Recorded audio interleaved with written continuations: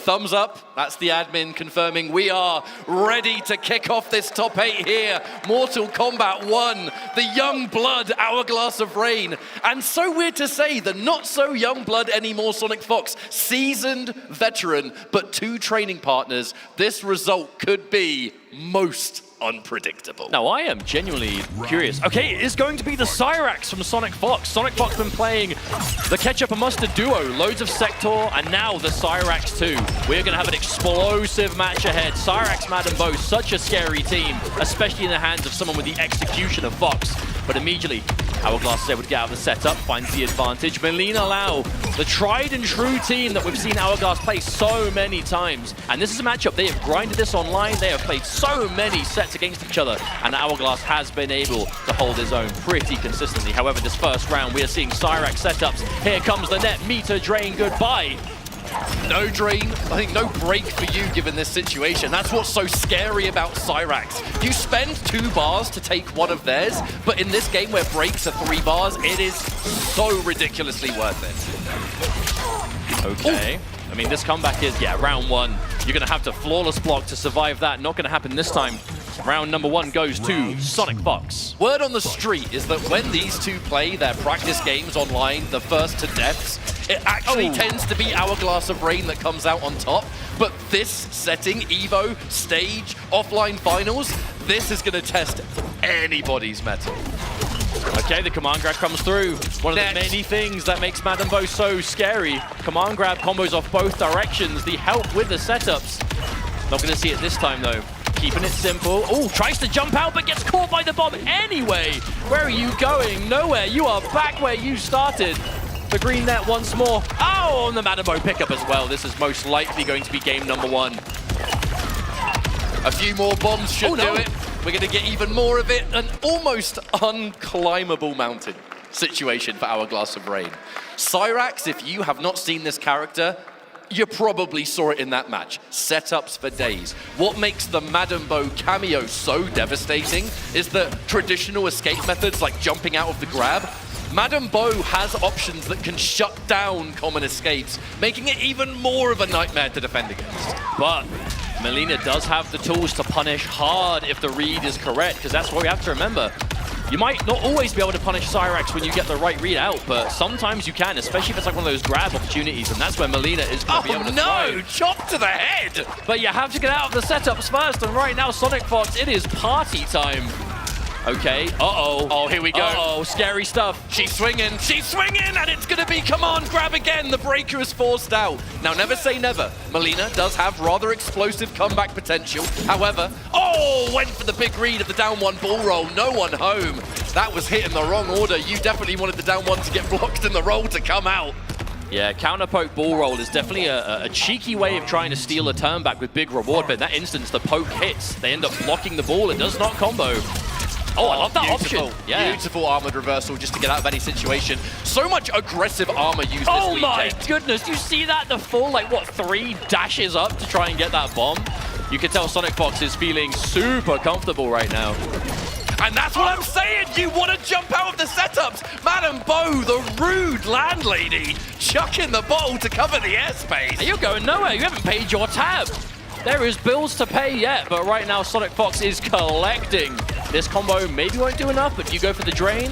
Okay, this is a scary situation now. Sonic Fox on the cusp of going 2-0 up. Oh, hang on. Oh, no, that's still reached. Oh, that is unfortunate. Right, character select. This could be a cameo change, but more than likely, I think it's just to take some time. I mean, take your time. Hourglass of Rain is a Melina loyalist. Day 1 has been representing this character and is in winners top 8 for good reason. Has taken out some serious competition to get here, but now staring down Sonic Fox, current reigning Evo champ, looking to add another world title to that resume. Of all the players in this top 8, Hourglass of Rain was said by many to be the one that really could pull it off, could take him out in this winner's bracket. But I'm telling you, this experience, you cannot prepare for Evo top 8 unless you've been there before. Oh, but this set is by no means over. We have to remember, we have seen reverse 3-0s plenty of times in Evo's past. Yes, we need have. to see it now for Hourglass. Trying to find something here. Oh, wow. Okay, Sonic Fox Getting a down one off that blocked mid. That mid is very minus, but Fox, again, so confident in what's going to work. And here we are again. Here comes Bad and Bo. What's the mix? Oh, the mid is good. The strike connects. And here you are once more. Yeah. I mean, how do you escape that? I don't even have the health, man. No, I genuinely feel in that situation there was very little you could do save like maybe a flawless block on one of those hits, but easier said than done. Potentially a match point situation now for Sonic Fox. Another throw escape. Even the grabs aren't connecting. The only time Hourglass has been able to hit anything significant is the unseeable overhead low of just the quick overhead and the quick low. They don't really result in much success. Sonic Fox is content to take those. Really doesn't mind. Okay, but this is a big opportunity. Damage, we can see it now. And just to beat the startup of the bomb, 400 reward for your troubles. Again, okay, back to back. Goes in for the low poke, try to enforce some frame advantage, 2 overheads. Didn't believe in a possible whip punish. The low hack, keeping you safe. Hourglass, an opportunity here. Another throw escape. Cannot be thrown, both sides in fact. Okay, good block and a punish. Hourglass of Rain, signs of life officially kicking into gear now. We could see the beginning of a comeback. We just need to get more comfortable. The trade, the hit advantage of that orbiting hat is unbelievable. Not surprised we got a trade combo there. However, this is going to be not quite a huge combo, a bit offset with the bomb into net. Oh, escape failed. Try to go for it. At least in this instance, there's no meter for Sonic Fox thanks to the breaker before, so you don't have to worry about the meter drain, but you're still in setup town. Okay. Oh my lord! Now you got the throw tech, it's gonna scale like mad. You're still alive. However, no meter for the double drain. So Sonic Fox does have to go for a regular setup. The break forced out. Possible last chance here for Hourglass of Rain in this winner's bracket. Good block on the strike, however, you've got to get to that lovely crouch. Okay, there won't be a break this time, so this damage is good. We're going to see knockdown advantage. Trying to set up low hat. Okay, connects. Slowly but surely, these hits will add up. Now you've got to be so careful. There's so much meter there for Fox. Madam Bo fully stocked and punishable. And a punish. That's going to be it. That has to be enough, and it will be. Sonic Fox starting things off so strong with a 3-0 win over Hourglass of Rain. But we have to remember, Hourglass of Rain down in the loser's bracket now, but certainly not out of the tournament. But it's good. On the flip side, Nicholas, a big thing to point out, the only one of the 2 Chilean twins in top 8 this year. So, you know, somewhere in that crowd, there is a lone Scorpion prox who's just going to be screaming his lungs out every time Nicholas does anything at all. Understandable. But that's what you want to see, right? Nicholas, who was 2nd place at EVO last year, so has come so close yet so far for that EVO first at the hands of Sonic Fox. But you know he's going to be wanting to really pull this one through. You know, Latin America came to EVO in force this year. So many of the best, right? Like Snake Doe, Conqueror, Lavender Rain, Killer Shinnok, and the many more who made that trip over. And if they're not in this top 8, you know they're out there and they are looking to support. So we definitely have an international matchup on our hands. And you know that last chance qualifier for Final Combat going to go crazy because it's in Mexico. Oh, for real. There's no 2 ways about that. It's going to be wild. Looks like we're able to go into our next matchup. I did kind of confirm there. The staff saying, you are good to go, gentlemen. Have fun. Now it's going to be Havoc versus Sindel. Sindel still just as strong as ever. A few minor nerfs, I guess, in the last patch. But ones that I don't think are going to make a huge difference with how Kanamani plays. It's not enough to change the fundamental game plan. You know, Kani has gone to a lot of Sindel. And again, we've seen a lot of this in particular. A lot of this green crystalline armor. You know, when that armor is on you, hit stun. Oh, wow, fantastic. When that green armor is on you, hit stun is altered and you're basically much safer in a lot of situations, otherwise you wouldn't have been. And it lets you kind of go crazy. No fish for those hits. Don't worry about losing damage too much. Here's a catch with the scream. Now there's no tremor, so we're not going to see a crazy situation to follow this, but still, nice damage. And there it is. Okay, another use of the crystal armor. Kanamani has a strategy in mind that he is enforcing. Now, as this is EVO, there's a chance some of you might not have been following Mortal Kombat 1 as closely through the year. Quick TLDR. That crystalline armor from MKX, it just gives you a unique hit animation. It can make things unsafe on hit and create a really uncomfortable situation. And Havoc, so scary. There is again a strong character in the current meta of the game. We know Nicholas does like going towards those characters who are so scary. But so far, a good round 1. Oh no, gets hit by a long-range sweep. Turned into a launcher, courtesy of Movado cameo. Match made in heaven. Wake up, Fatal Blow. Hello. Oh, no. No, that jump in was far too active. Fatal Blow armor, unbreakable down 2. a minute! Is this actually going to be the round? It is! Oh my goodness, just enough time. I was worried the fatal blow wouldn't come back in time. Remember, if you go for a fatal blow and it doesn't work, there is a cooldown period before it comes back. But that combo took just long enough on the back of that unbreakable launch. Hey! That allowed to show that. That was perfect. Major change with Chaos Reigns was that down 2 jump cancel. Unbreakable damage. Game-changing in situations like you just saw. I mean, it was expensive. It cost a lot of meter. It cost the fatal blow. But can he? I mean, it wasn't the first time he did it in the round. He was clearly willing to spend the cash. Nicolas holding on to the meter for that. Havoc being able to use his meter for that crazy good armor. Other opportunities too, but finally decides to pull the trigger on that break in this first match. Kanamani in control. Oh, what a lovely confirm from Nicolas. Movado able to pick up just the lone back two. Oh no, missed the end though. An unfortunate little drop at the end. Plenty of damage done, but still. Oh no, and again, Kanamani. No, misses the full punish. Mixer! But manages to make the most of it. Could have seen a potential scramble on the back of that drop, but Kanamani forgot about it, unfazed, moved on immediately, and turned it into a reset instead.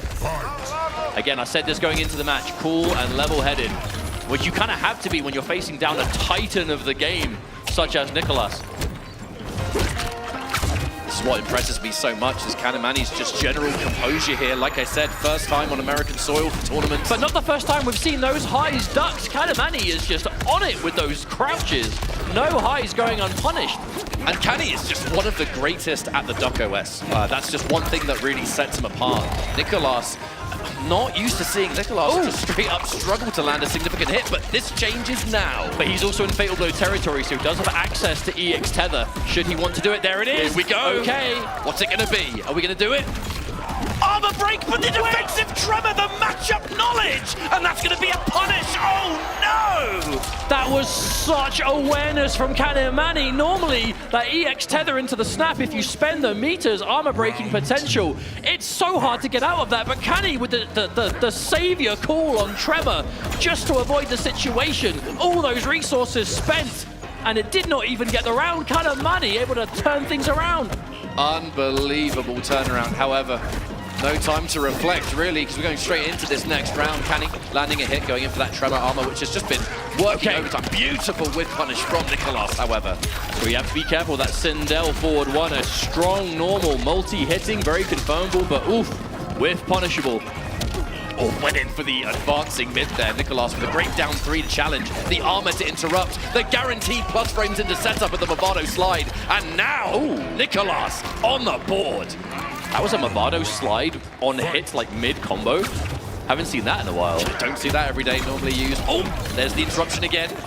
I love the delayed wake up there because it does waste the Tremor armor time. But in that instance, right, we saw the duck on that high, but Nicolas, normally you'd see a full combo there. Not going to happen because of the crystal armor. Okay, and I love the fact that Nicolas is still going for these highs. Like, even though Kanamani is getting so many of these ducks underneath, he is not being put off. It's still a strong mix-up. Armor. The armor has just been working so good, and we haven't really seen it blocked yet, but even if it were to be blocked, the Tremor armor will still come out. It becomes a safe armored reversal. Not unless you neutral jump. No, the whiff! Challenges the plus frames, though, and actually, that is going to do so much damage. I think he might even be dead. Oh, one game apiece. Nicolas fighting back. But always looking for, again, that kind of safety net. We saw a potential drop there from Nicolas. As soon as he saw it drop, out comes Movado slide. You know, it's that awareness to be ready for things aren't, you know, when they don't work out in your favor, still having the options, the reactions to go, whoops, that didn't work out, let me do something else instead. We saw Kanamani do it before, Nicolas responding in kind now. You know, even the best players, it doesn't go perfect every time. You have to be ready for those mistakes to happen and recover immediately. It's definitely looking to just create some distance there. I'm not quite sure that was intentional, but at the very least, Kanny still able to continue. Oh my God, Nicolas, that's the second time he's hit one of those wayward strings that normally the opponent falls out. Looks so ready for Movado to turn it into a combo regardless. We are dead even though in this set. Long range snatcher coming out from Nicolas there, the low. Oh, went for the fake low there. Definitely was looking for the fake low ground pound. Okay, that was still in time for the armor to happen, but look, that actually was quite a lot of damage that Kanny took, and Nicolas with the perfect timing, going for the overhead mix-up right as the armor disappeared, and now going up in the set. A round ahead now, Nicholas looking to make this a winner's finals rematch against Sonic Fox. Plus frames there from the Movado Nomad touch. Plus frames on the 1-1. Wow, the range on that down one punish. Kanamani in trouble. No wake-up attack for you, my friend. Here comes the Movado slide, there's the mix. And the break has been forced out. An opportunity for Canny here. Can he do something about being in this corner? Lovely option. Nicolas fed up with the neutral ducks. Eat my boot. That's one thing though. Oh, hang on. No, the big hit. Canny forced a break there. Canny has had to go for so many of these, or decided to go for so many of these crystal armors. Hasn't had the cameo available for the mix-up all the time, but again, going for that safety, the defense above all else. The quick anti-air just to get Canny grounded. I'll say, considering how often we're seeing that armor applied, Nicholas is playing around it so well. He just doesn't fear it, and that was such a good block. That may even have been hard to block protection or something similar. Either way, it worked out big. We're punished. Oh, get out of here, Movado! Get out of here! Yeah, that hit Movado, so there's a lot more damage coming out here. This won't kill, but... Wait, hang on, will it? No, not quite, but that's close. The delayed overhead! That was... The entire set was bet on that. That was a ballsy move from Kanamani. What, just delay, jump in, wait, and then just overhead? No mind, can't turn it into a combo. Betting the lead was so bold there, I mean... Oh, couldn't get more of an anti at this time. Oh, okay. Be careful with the mine, showing the respect. Nicolas going for another attempt here. Really tired of those neutral ducks, so is going for the options that just crouch in. Wow! No down one for you, my friend. For such big reward should you get hit by that huge mid of Havoc. So confirmable, so much damage on the end. That actually might be enough before Canny gets break. No, not quite. But how do you deal with the Neoplasm? Flawless blocks have to come through. Oh, but the punish! And Kanamani on the back foot now. Nicholas takes the lead 2-1. He can sense that winner's finals. It's right there. It would be a repeat of history should Nicolas make it through. I mean, there is absolutely a chance that we see a repeat grand finals of last year, but let us not get too ahead of ourselves. We have plenty of matches between then and now. But you may have heard, we have had a character change. Kanamani going to, I think, the character surely this is his most played character in the game right now. The Homelander Ferra team specifically. Canny, this is his bread and butter. Such a perfect team for his level of aggression. Oh, keeps himself safe. Actually, no, Ferra landed on the mine.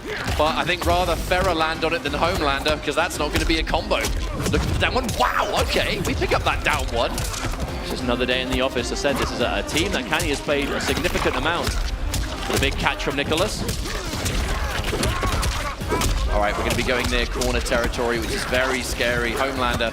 Yes, with the Ferra, the armor can be an option, but it is still generally one of the weaker armors in the game. Oh, wow! That was bold. Kanamani looking to do a little bit of zoning. Oh, the cancel as well. Waiting for Nicholas to do something. Huge catch here, though. All right, this ain't going to kill, but you're definitely not in a great situation. Kanamani going to have to make a choice, too. If you get opened up, he is going to choose to break. I wasn't sure if he would. No, that is a confident break for sure. Again, Canny looking for something. There's the laser. Quite a lot of damage coming through here. Ferra continues. No go. A quick reset. Oh, try. You know, I actually feel like that was specifically to read that, but didn't get high enough. Still got caught, but that's match point now for Nicholas. Looking to secure a winner's finals potential here, unless Canny can do something about it. That's the thing about Homelander. He's a really good character, but at this level of play, he is also a very popular character. Nicolas is going to be comfortable in this matchup. However, eating those down fours, the plus frames to deal with. The defensive. Oh, watch out! Oh, no! The mine just disappeared. But the mine was used. Cost both bars a cameo, so that low kick that connected. No Movado to turn it into something. A back throw out of the corner there. Escape failed too. Canny definitely thought it was going to be the same side. So at the moment, Canny out of the corner, but some big advantage coming through. Armor, okay.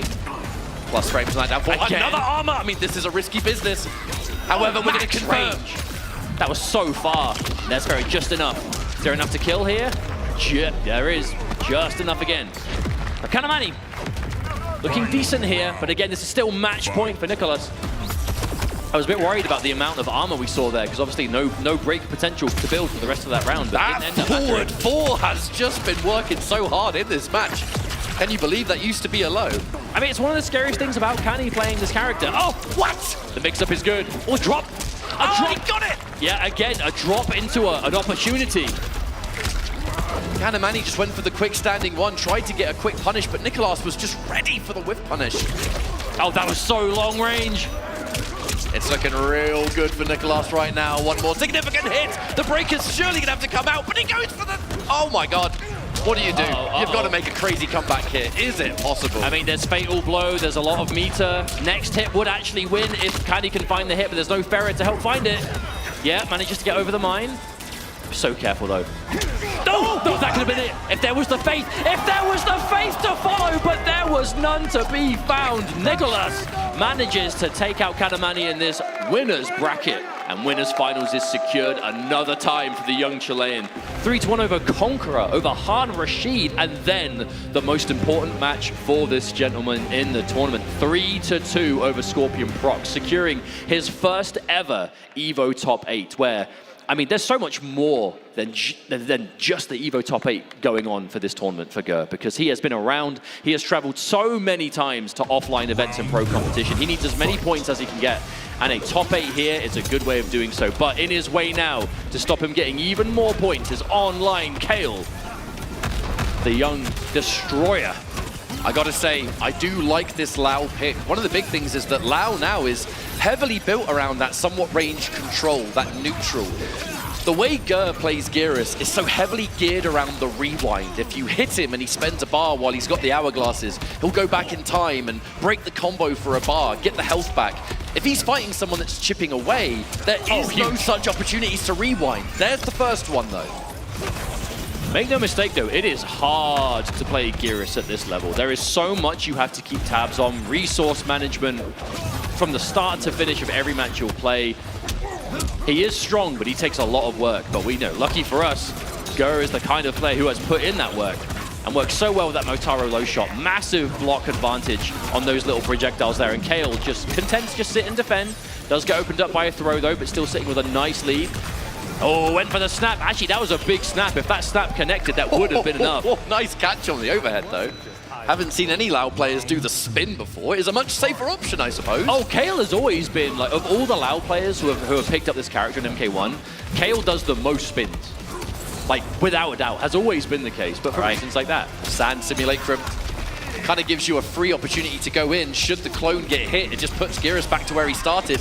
This is the style of what Ger has developed. He loves that hit and run. Doesn't take too many risks. The issue...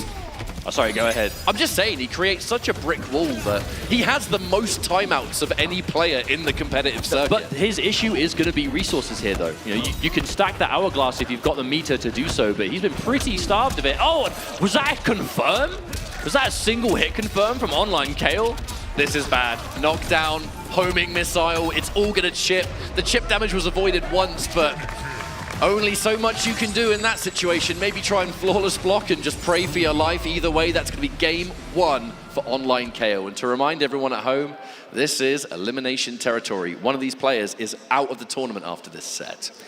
But if we're talking pro competition stakes, they're definitely playing with different levels of pressure. You know, online KO won an online regional finals, you know, for North America West. He's going to be confirmed for Final Combat. He doesn't necessarily need the points or the... that must have been the final end of the plus frames. Oh my word. But, you know, he doesn't really need that placement. But he's been entering events. You know, there's still prize money. There's still, you know, you want to win EVO, right? You still want to be a world champ. For that prestigious EVO first place, but Ger needs those points, as many as he can get. So every match he wins in this top 8, he is making his life so much easier. Did not expect to pull the trigger on that second use of the armor there. A big risk to play, but one that at this point, well, clearly worked out. That far Motaro teleport, Ger really trying to just create as much distance as he can. Now he knows he hasn't got Motaro, so he's got to go for a different option. However, online Kale just pulling out the perfect read there. That was so expensive, from 3 bars to 0 in the matter of seconds. But those time stop setups from Geras, they are scary, but you don't necessarily have to respect every single one of them, right? Like, depending on what normal you do it from, the advantage might be a bit different. And in that situation, Kale's like, hey, I can jump out of this. Gonna try it, and absolutely worked out. The meaty mid. What a catch. Caught airborne, so That's going to allow that command grab to put him in the corner. And then I feel like the reads on the raw command grabs have been so perfect for Kale so far. Has Gur even like hit a raw grab yet? Oh, walks right into it, Kale with a preemptive string. No meter and no sector, however, so that is going to be no launch available. We also saw an up block attempt there as well from Kale. You know Kale has been prepared for this match. Gur is so willing to just swing those overheads. But not as many so far in this match. Keeping things a bit safer so far. A lot of those lows. Oh, tries to stagger, but no. Kale calls it out. There's an overhead, but trades with the rocket. Gur's blocks on that mid into overhead low 50-50 has been so on point. Oh, that's still punished! That's it! You can't break either! Oh, that was such an optimal punish from Kale. The quick little micro dash to get there in time. The early cancel to make sure Gur did not build break before it connected. That was as efficient as it gets. And online Kale now 2-0 in the lead, looking absolutely all there. Now Gur, a loyalist through and through, not just with Geras, but with whatever team he uses at the time. I don't think he's going to change, but I think we are going to take just a few seconds to go back to that character select. Oh no, never mind. Oh no, he is going right back in. Consider me wrong. Gur wants to go right into this and try and just get the job done. All right, there's the command grab. We're going to build up a rewind possibility. Well, Still have to build meter though. I feel like it's not that Gur is doing like a bad game plan here or anything. I think a lot of the instances is he'll go for a mix-up where there is one, and Kale's defense is just on point. I don't think it's necessarily a problem in terms of style, but we'll see if Gur can bring this back. Oh, huge armor. Even if that homing missile doesn't result in a combo, it just totally freezes the neutral. It just gives Kale that opportunity to push us back to wherever you want to go. If I'm getting pushed near the corner, you kind of have to respect that homing missile. It's so plus on hit, so plus on block. Lovely throw there from online Kale as well. 3 bars of meter. Can break if he gets opened up. We also have the hourglass stocks ready from Gur. Should he want to go for something big here? Hang on, wait, is he going to avoid? Yep, gets to the other side. Sector completely misses. No homing on that missile, I'm afraid. Punish! Oh, but manages to get a full punish. Kale unfazed by the whiffed fatal blow. Manages to get a full confirm here. And now match point to potentially 3-0 over Gur here. This, again, loser's bracket.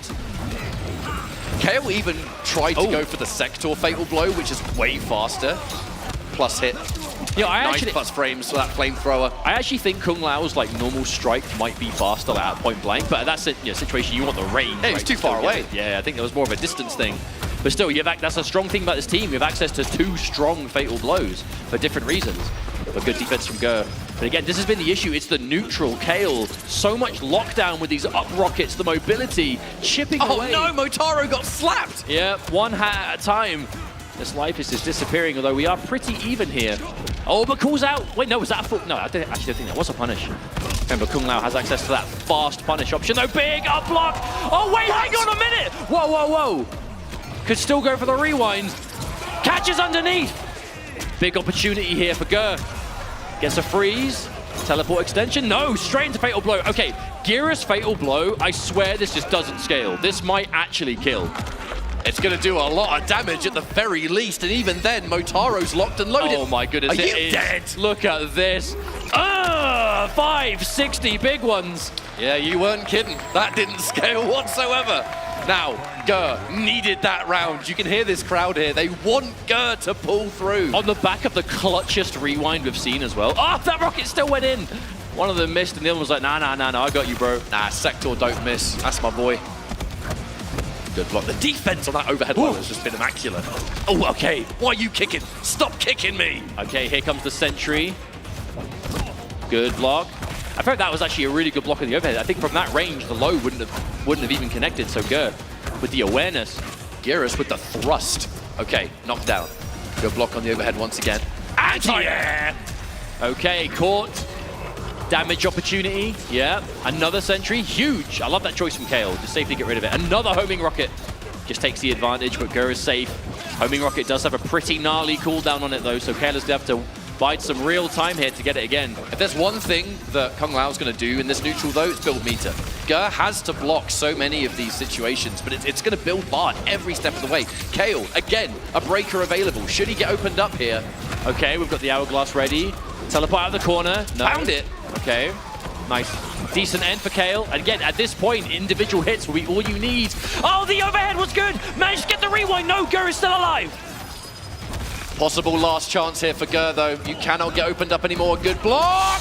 But the armor comes through, and it will be online Kale defeating Gur, eliminating him from the tournament. I know Gur is through the roof to finally get that EVO top 8. However, it will be Kale moving into the next phase of this tournament. Wins over players like Dialog, Xander, Rewind. I have to actually mention his match against Rewind was a nail-biter.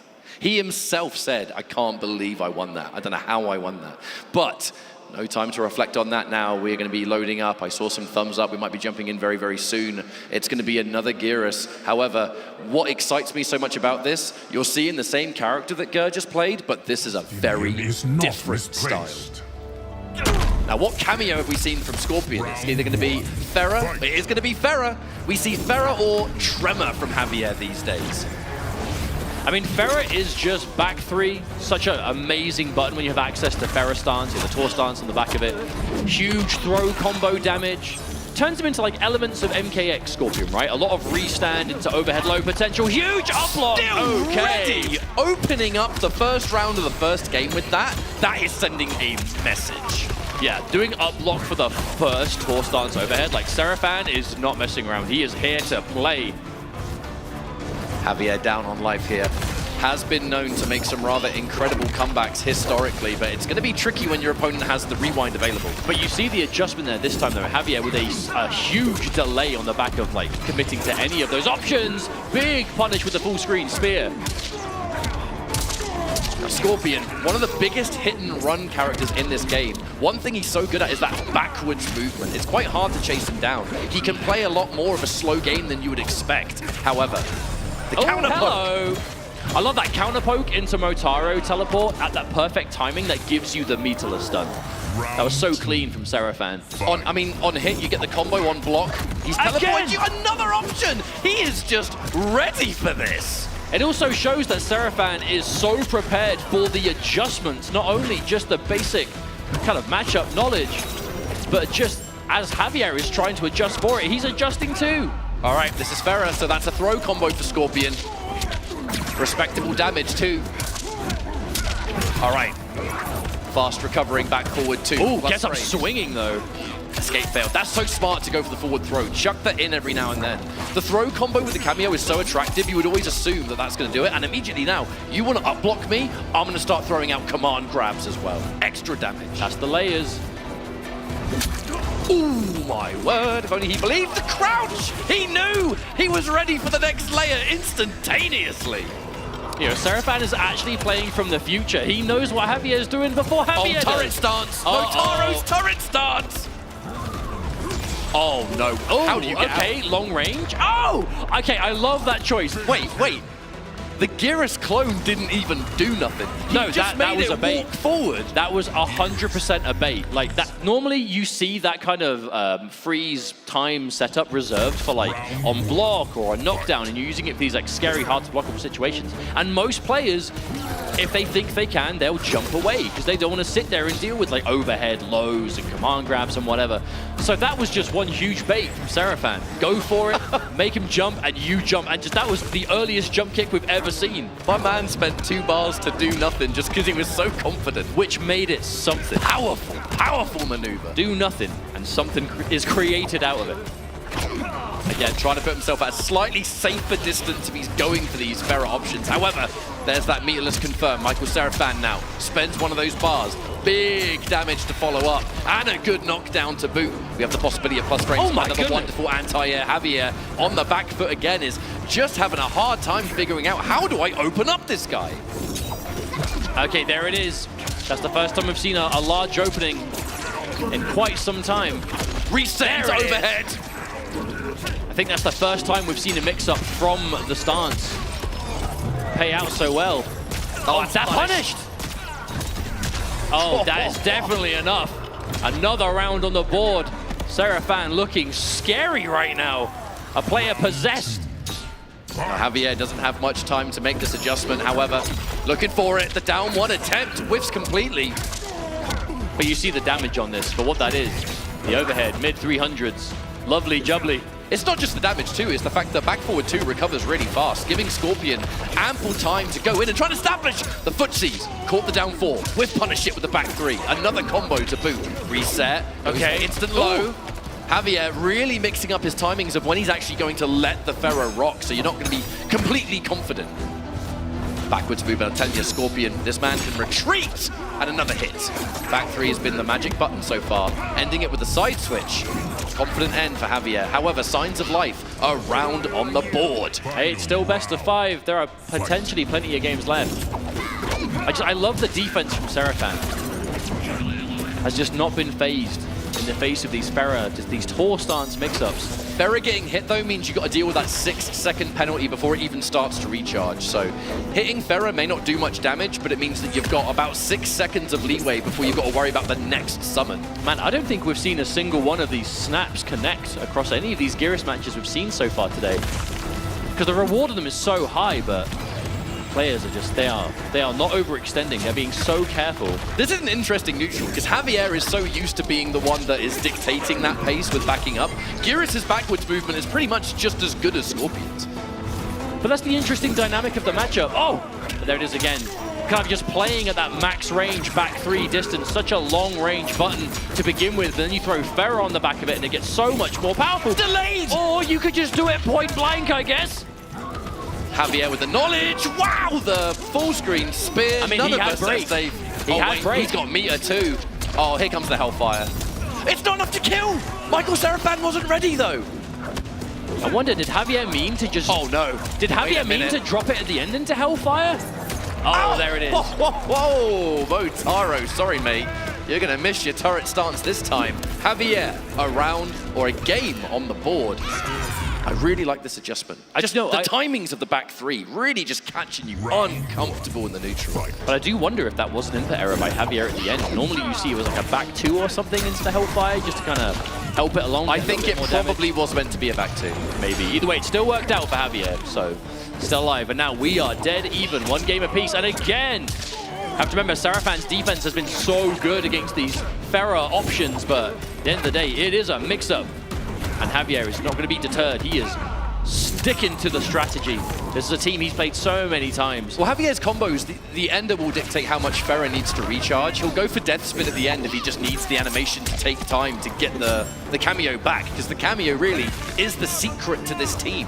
It turns Scorpion into much more of a somewhat MKX character, right? Just 50-50s all over the shop. Yeah, just look for restands, look for overhead low, big damage. Nice, confirm. The standing 2 is going to reach where others wouldn't, and that's another round for MK Javier. He is becoming a lot more comfortable here, and now it's Michael Seraphan has to figure out. I am just getting outranged. The standing 2, the back 3. These buttons have been a nightmare. Okay, but that's a huge punish. Oh, went for a reset. Interesting time to reset because Pharah wasn't even available. But the rewind was. I wonder if Javier was worried about that. Yeah, I think that must have been the choice. Leaving it up though. Oh, big risk on the armor. Very big risk indeed, and now so much damage is being dealt. The rewind is still available if Michael Seraphan needs it, and that's just a meaty low. That's going to be enough to take the round, and once again, we are even Stevens. This round is the difference between being up or just, you know, having to do 2 more, which mentally, quite a big task for some. Backed off just in case Motaro shot you in the head, I think. But that was quite a slippery end of round for Javier. You know, getting caught trying to do wake-up armor, then getting caught by a meaty, just not doing a lot of sitting there and blocking.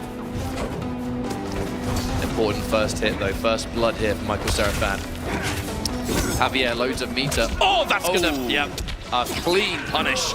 And not just that, the rewind. Does not want to take the damage and doesn't want to have to deal with the reset because Pharah is ready again. Oh no, watch your feet. The problem is though, Seraphan down with no meter though, and no stocks of the hourglass, so the next hit is going to be good. Oh, speaking of which, there it is. Thank you very much, Pharah. Huge overhead coming through. Not going to spend meter though, is going to keep that break. We need a wake-up sweep. And what again, is going on? But a wake-up neutral jump from Javier, oh dear. And there's the reset. Wait, this is 950 health. Is there some? I mean, there's 3 bars. If you spend it all, is this Hellfire? enough? It's Hellfire. You're dead. Yeah, there it is. That must have been what Javier was going for last time as well. That was enough damage. So important as well because grab combos, they scale pretty significantly. That Hellfire Hey, comes someone out tell post. Scorpion Ferrer that because they didn't get the memo. That's what I'm saying. You get really good damage from the throw anyway, and then that Hellfire is not going to scale with the rest of the combo. Hey man, Scorpion and guaranteed Hellfire situations, or basically guaranteed, sometimes guaranteed. They go hand in hand. He's been doing that for 30 years. Javier, oh God, watch your head. Flat as a pancake by the end of this set, the delayed low. Another overhead! Michael Serafan, for lack of a better term, my man is guessing wrong. And Javier, match point. But you can see the layers to it, Javier. Sometimes he dedicates, sometimes he delays. Looking to see, you know, giving him time. Are you gonna up block? Are you gonna try and do something else? But what a commanding opening to this next round as well. Tries to go for a safe jump. Counter hit is good. The break is forced. And now Michael Serafan in a rough spot. No resources. No hourglass, no meter.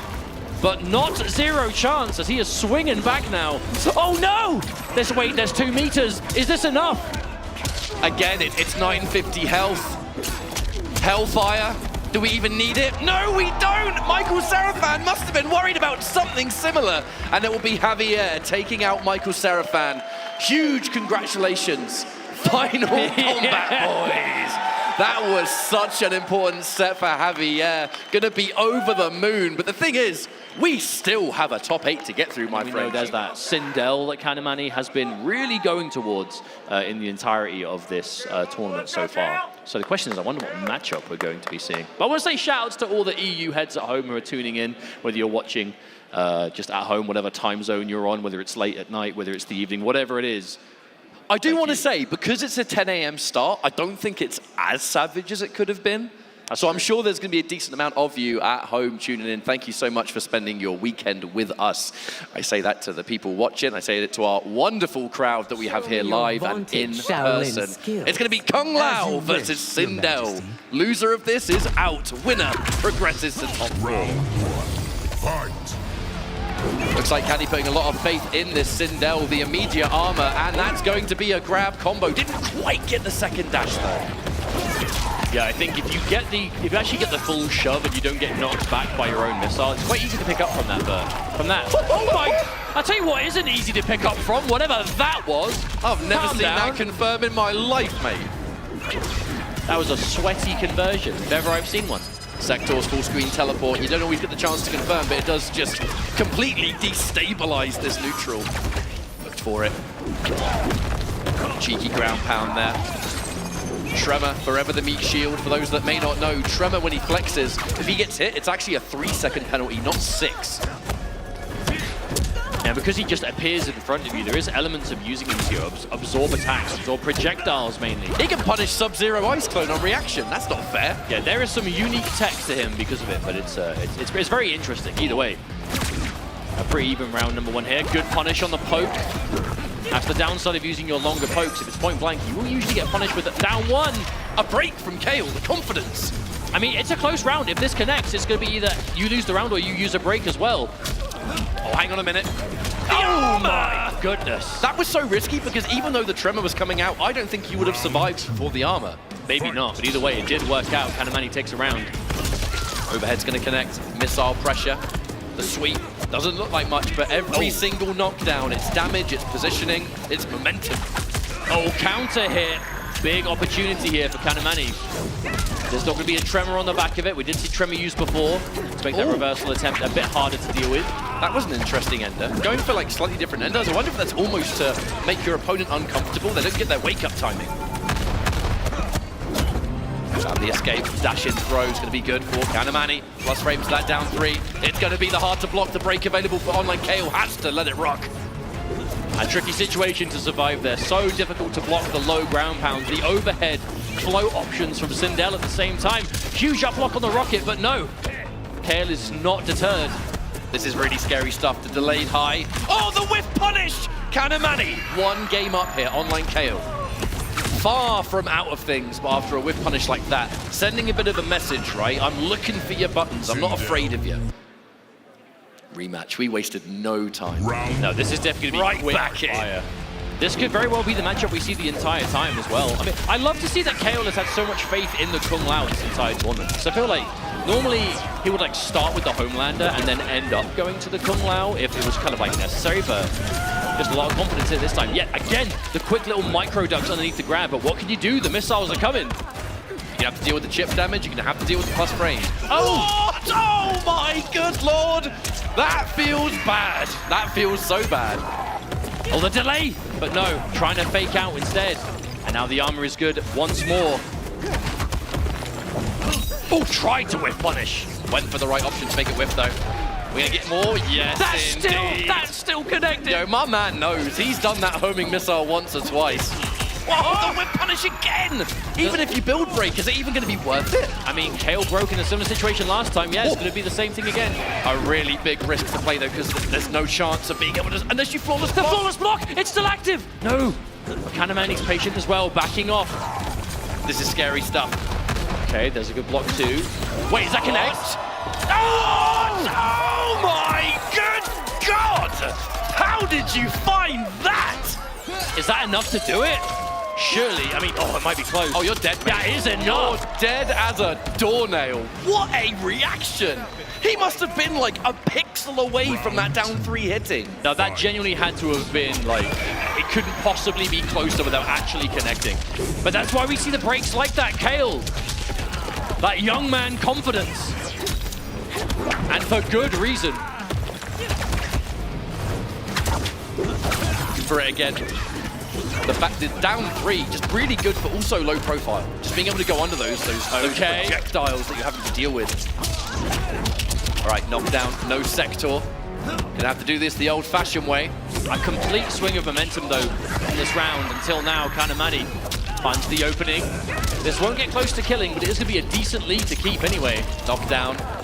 All right, okay, this is rough. business. There's no fatal blow to power through the armor either. Oh, he lands on it. Kanamani. Okay. This is one of those pivotal moments. Do you go 2-0 up or do we tie it? Fight. Oh, wow, that reached. Can you believe how far Tremor was there? Still found a way. Oh, all right, we're mixing, we're mixing. That's 3. 4. And now we grab. Just like that, about half-life gone. All right, wake up down 1. Enough of this. Get away from me. Oh, no, that counter hit. Yes, it did. And the meter being spent. Oh, the fake out. Tremor. Yeah. Tries it again. This time, up rocket covers. We're getting weird. Oh, wow, whiff dive kick. Instant recovery on that. However, clipped. And now that's a full combo. Not just a full combo, but a fully stocked Tremor. What is the mix? Okay, no, we're not going to see it. Kayle decides to break before. I respect that. Oh no, Sector gets hit. No missile. That hurts because that is a 6-second penalty. We might not have a missile for the rest of this game unless online Kayle can bide his time. I mean, Kanamani's sitting on a lot of meter. That's the big problem. Tremor's going to come back much faster. Okay, there's a hit though. Okay, again, the mids are good. He's pressing. He's pressing! Kanamani just swinging the down 1. What is going on? Yeah, back-to-back down 1s there. Kani definitely looking for something quick. It did not work out. Neither of them connecting. 10 seconds on the clock starting now. How's it going to go? Bowling ball. No! The hat finds its mark! And that brings us 1 game apiece. Kanamani way too, I would say, desperate to close things out there. Yeah, I feel like those 2 down 1s back-to-back, like those are normals that, yeah, they're fast, but they have a lot of recovery and they're pretty stubby. So for Kanamani to swing 2 of them back-to-back there, very uncharacteristic of him to play like that. When people normally do stuff like that, it's because the pressure's on. You've got really only a few seconds, a few hits. Or there's like magic pixel left to do. You go for this really disrespectful stuff because in your mind, that is the last thing your opponent's looking for. They're not ready for you to do that. And it's all you need sometimes. And Kayle was. That's what was the most impressive thing. He was so calm and collected. He was still ready for that stuff. Okay, double missile. Here we go, full combo. Knocked down into the corner as well. That 2-1-2, such a good auto shimmy.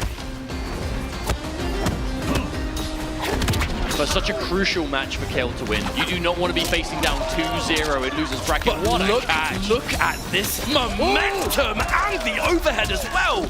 on the verge of this could have almost been a flawless victory. We only took like 5% damage. A dominating round, though, from the young man online, Kale. A complete twist of fate. Oof. I mean, we can't even call that an advantage. Yeah, the armor came out, but we're still against the corner. And another tech. No throws allowed, throwing discouraged.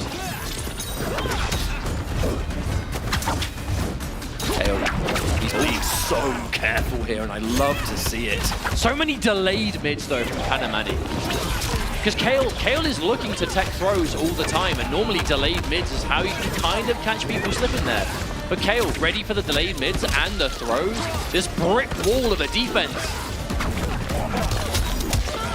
Okay, still took some damage, but not as much as we could have seen thanks to the armor again.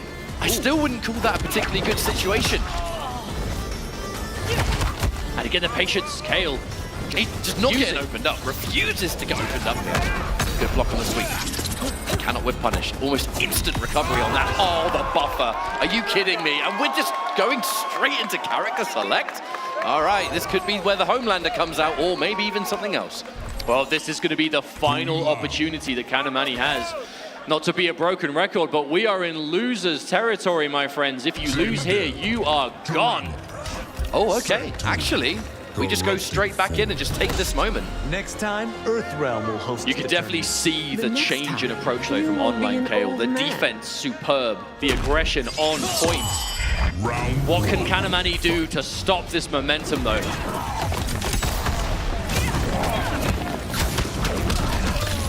All right. Armor activated once more. Makes you more brave to go for those options that are otherwise just death sentence.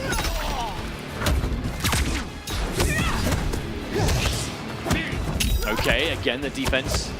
Just eating those 50-50s and consistently being wrong on them just gives Kale so much advantage. I love how Kanamani is still trying to check these whip dive kicks, but it's so hard. There's like almost no recovery whatsoever on them. They're still trying to establish something. But this is a big opening now. There it is. I actually feel like whenever Kanny has like faked out the tremor, it hasn't worked. Whenever he's called the tremor, it has. I wonder if that could be a change. More commitment to these scary mix-up opportunities. And there's the block. And Kale covering. Making sure that if the overhead is blocked, well, he can still get out to safety. I really do like that overhead into spin technique. It's just a free check. On hit, you get damage. If not, then who cares? I mean, is it the biggest reward you can get off that overhead? No. But is it going to keep you safe if it is blocked? Absolutely. Oh, these throw techs have just been on the money every single time. Looking for the down counter poke. Another throw tech. Kale says, get away. Escape failed this time. Oh, but there it is, the confirm. Tricky confirm too. The first hit of board one blocked, but the second and third good. Another delayed mid. This time the block on the low overhead.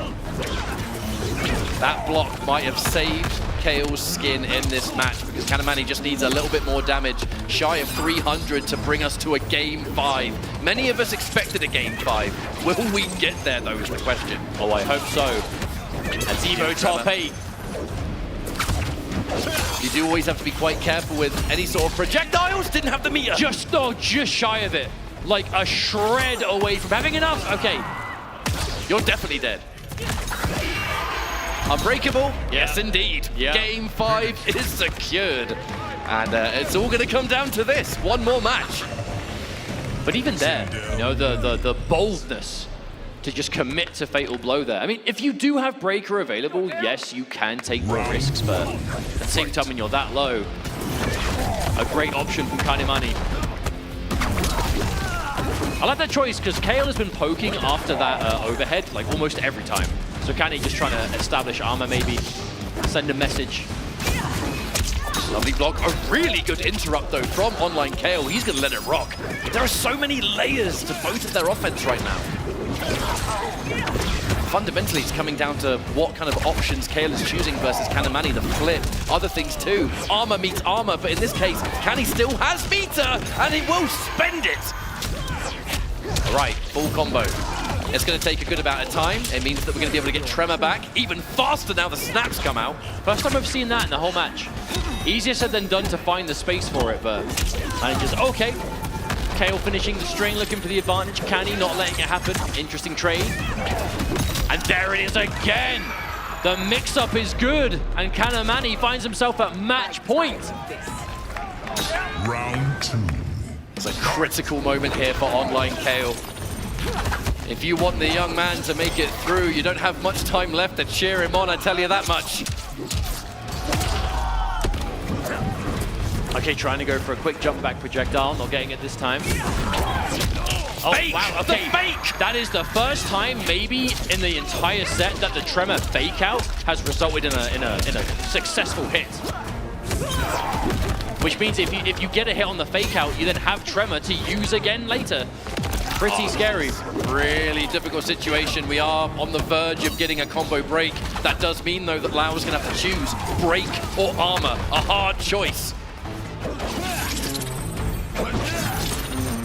Kanamani can just sort of chill out at this range at the moment. He's got Tremor, he can meet shield, he can build his own resources. There's like just shy of 40 seconds on the clock. There is no rush here. I mean, you don't need to. Nice anti-air, Oh but my again, God. the rocket coming down. Take every hit you can. A pivotal break. That break has kept Kale in this tournament. And can he find something else on the back of it? Tries to uplock.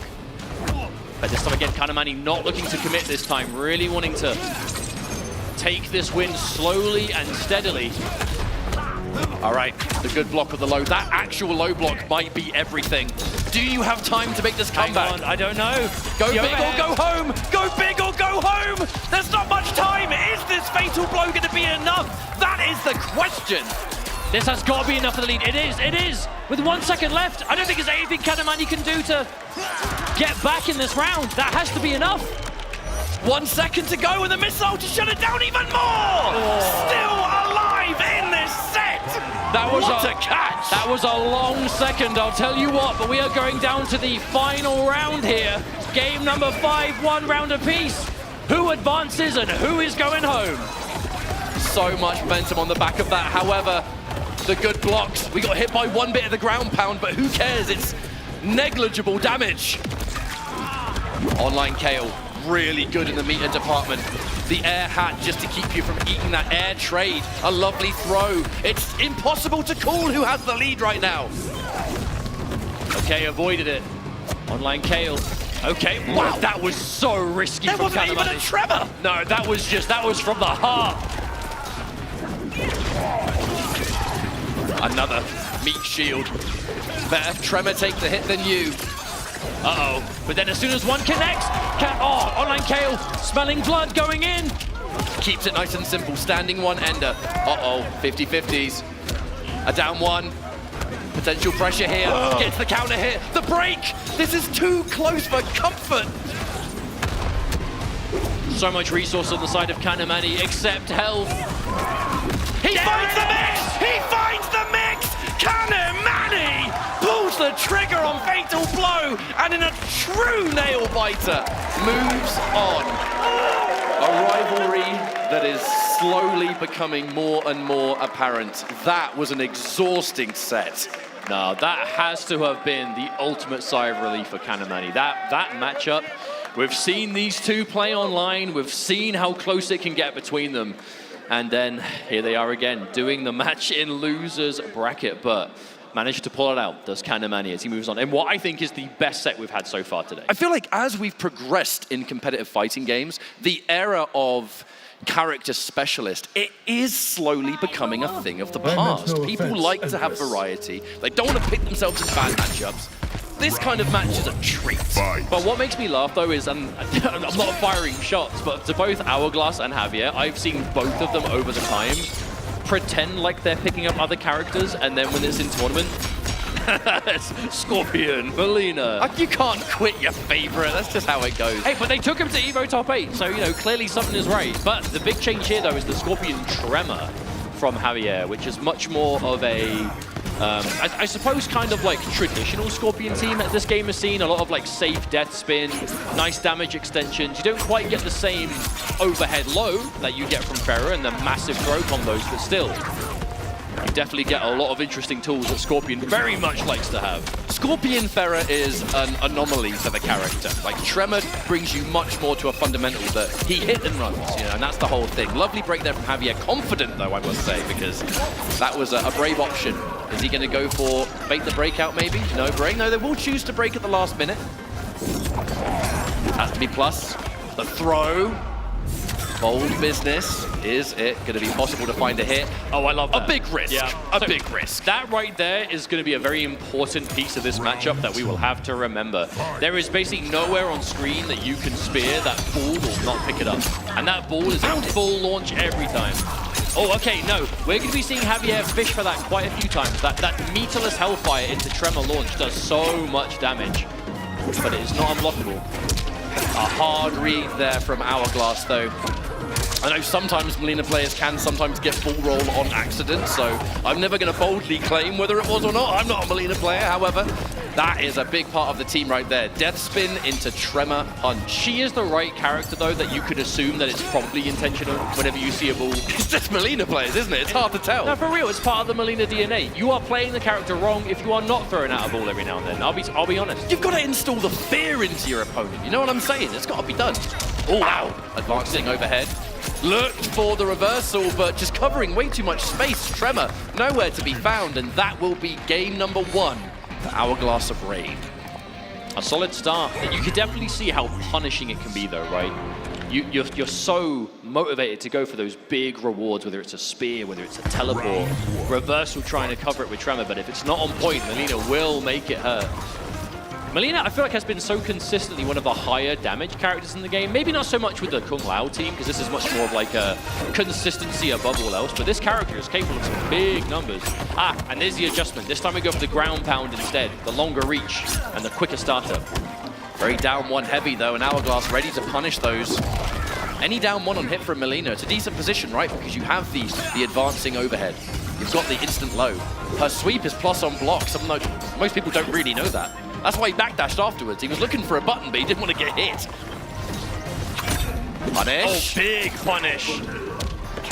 That's the unfortunate kind of low projectile where at the range they're standing at when you throw it, it is safe, but they just dash beforehand. Oh no. The pickup. Javier looking for the low pokes. Again, these are two characters with some decent pokes on them. Melina's down 4. Her sweep, down 1, very strong. Scorpion's down 3. That's why we're seeing it established. Oh, and there's the layers, trying to establish poke into special. Because if you start respecting poke into special, you can start doing poke into a lot more. Wow, just let it hit. Laid mid there, Hourglass. Again, these individual buttons, they have been hitting, but they're part of the stagger game. They're not really being used to connect. However, timeout territory, plus on here. The sweep, looking for all buttons here. Overhead, on a minute, Hourglass still has a chance. Ooh. Not so much after that whiff. Yeah, the second that whiff came out, Javier got the low poke, the frame advantage, pretty much a done deal. Well, I'm pretty sure if that down 2 connected, that it would have been enough to get a slight light lead. Either way, it was definitely an attempt. Didn't quite work out. Javier now in the driver's seat. Good knockdown, meaty mid. Oh, did go for the up block. There is some specific answers for that overhead. The death spin was slowed down in the patch that happened a few months ago. Stagger. Okay, again, we are seeing so many throw techs in this top 8. Which is important because there's so many characters, they have that real strike throw threat. Oh, hello. Really loving the use of this Kung Lao orbiting hat. It really isn't a cameo attack that many players use, but Melina's application of it is pretty ridiculous, to be honest. Damage plus frames, safe advances if you cover it with a low hat as well. Great tech. But that is kind of like classic Hourglass of Rain. In the neutral, just back off, build that time, get the cameo back. Don't go in until you've got the resources available. You've got 99 seconds, use them. Both players sitting on 3 bars a meter. Doesn't punch Melina, but does punch Kung Lao in the head. Yeah, a lot of advantage on that, but nothing else to be too afraid of. Another escape failed. We're seeing so many throw attempts, and the techs always tried. Every time there's that low hat, I'm just so certain that Scorpion teleport is on Hourglass of Rain's mind. Even then, backing up, you know, you don't want to get in a weird situation here. Happy to play. Yeah, Hourglass so consistent with those up blocks now. Not really eating any chips whatsoever. Okay. Again, Melina not going to overhead low you to death when they do connect. They can add up. Oh, tried! Oh, punished! Oh, this is big. There's another bar, too. Oh my god, are you serious? He just went 1 down 2 to another. I have never seen that exchange before. I wonder if Javier, like, is there a possibility that maybe he could have continued off of that and just gone for a larger combo, or do you reckon he just wanted the reset? Because in that instance, I think if you do reset off of that Hellfire, the next hit probably wins, but Hourglass always ready. Scorpion. What's a way to return to an EX down 2, being on the receiving end? Do it yourself. Such a strong tool, though. I'm not surprised to see players really make the most of it these days. Javier putting his tournament life behind the Pharah. A very different style of Scorpion. A lot of the ways that Trevor's been playing here, Hourglass has been shutting down. Wonderful defense, amazing neutral. Just the death spin isn't really doing much. Yeah. And it's been pivotal to his game plan. Well, think about it. What do you pick Tremor for? It's like death spin safety for, like, you know, chip damage adding up. Oh, wow, got caught. Damage extensions maybe off of Hellfire. Oh, speaking of damage, tries to go for the pain in game, but it didn't work out. Still does have the damage buff, but I just don't think you're going to have a chance to use it. There's the up block, but again, one of those overheads that up block doesn't actually make punishable. Okay, there's the low. I mean, this is the right team to make the comeback. It's going to be resource heavy, but... Overhead, no, too early. Oh, no! Oh, heartbreaker for Javi, yeah. You do have to delay your Pharah move, otherwise it does just combo and it's wasted. And Hourglass looking so ready for this match. And there's the catch on the teleport cancel. Javier trying to fight back.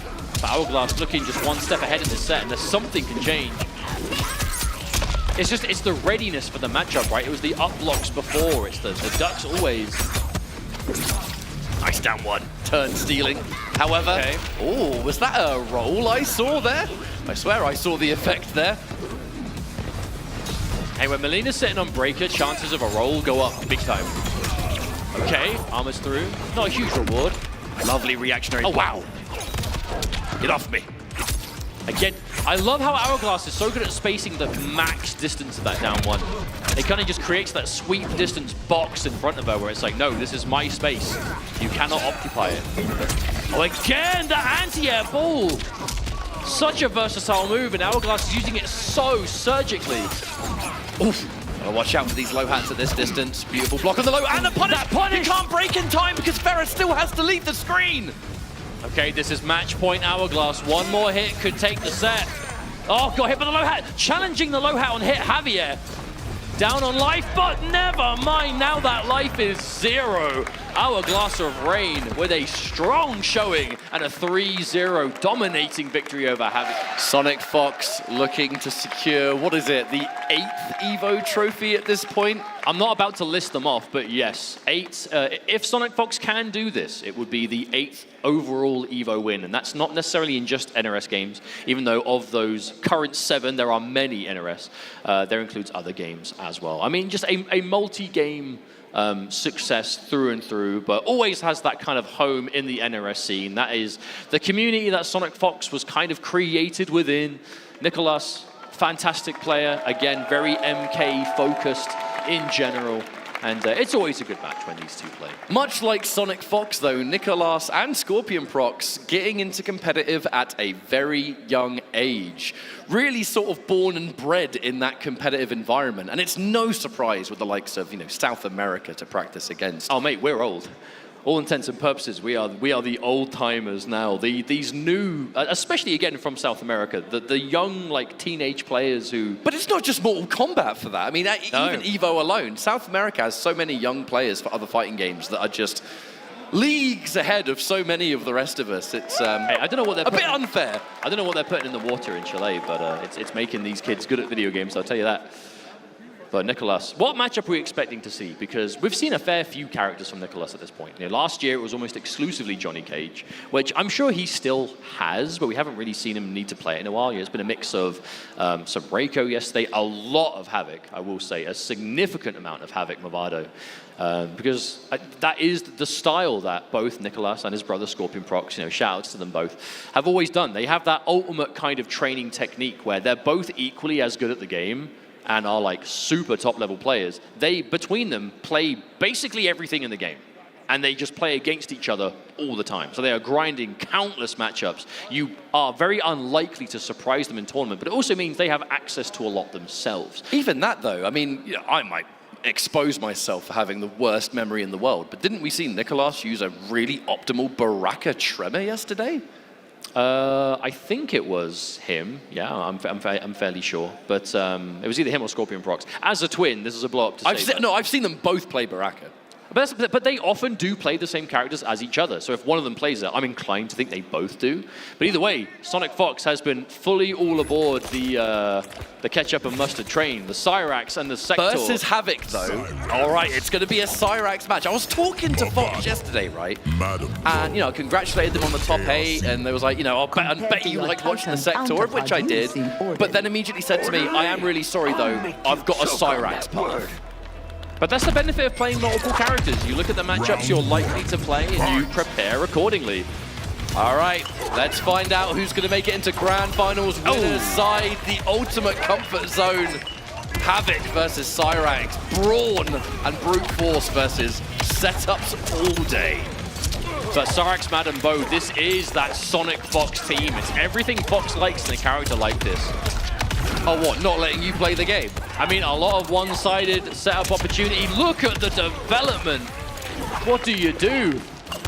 The setups are strong. The mind games are heavy.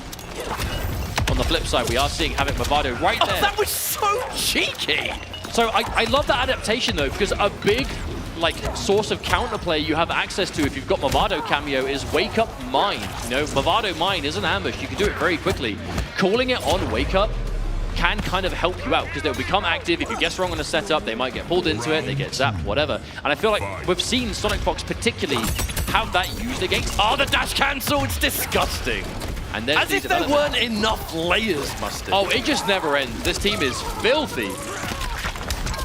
But hey, Havoc Movado, we've seen this team once or twice.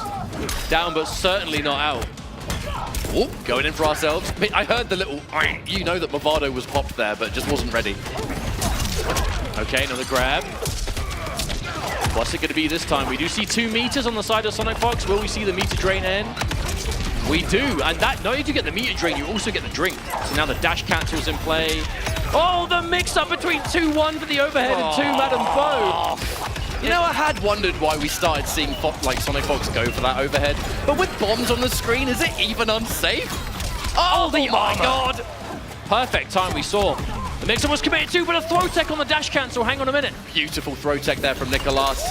Oh no, Madam Bo! You're so rude, mate!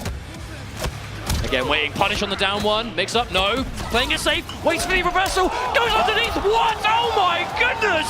What even happened there? The back 2-2 underneath the bottle toss. Movado ready to make the most of it. What was that? Absolute savage, Madam Bo. Just trying to hit him in the back of the head with a bottle. He's not even looking. Oh, hang on. Huge wake-up option, though, from Sonic Fox. Very greedy and punished.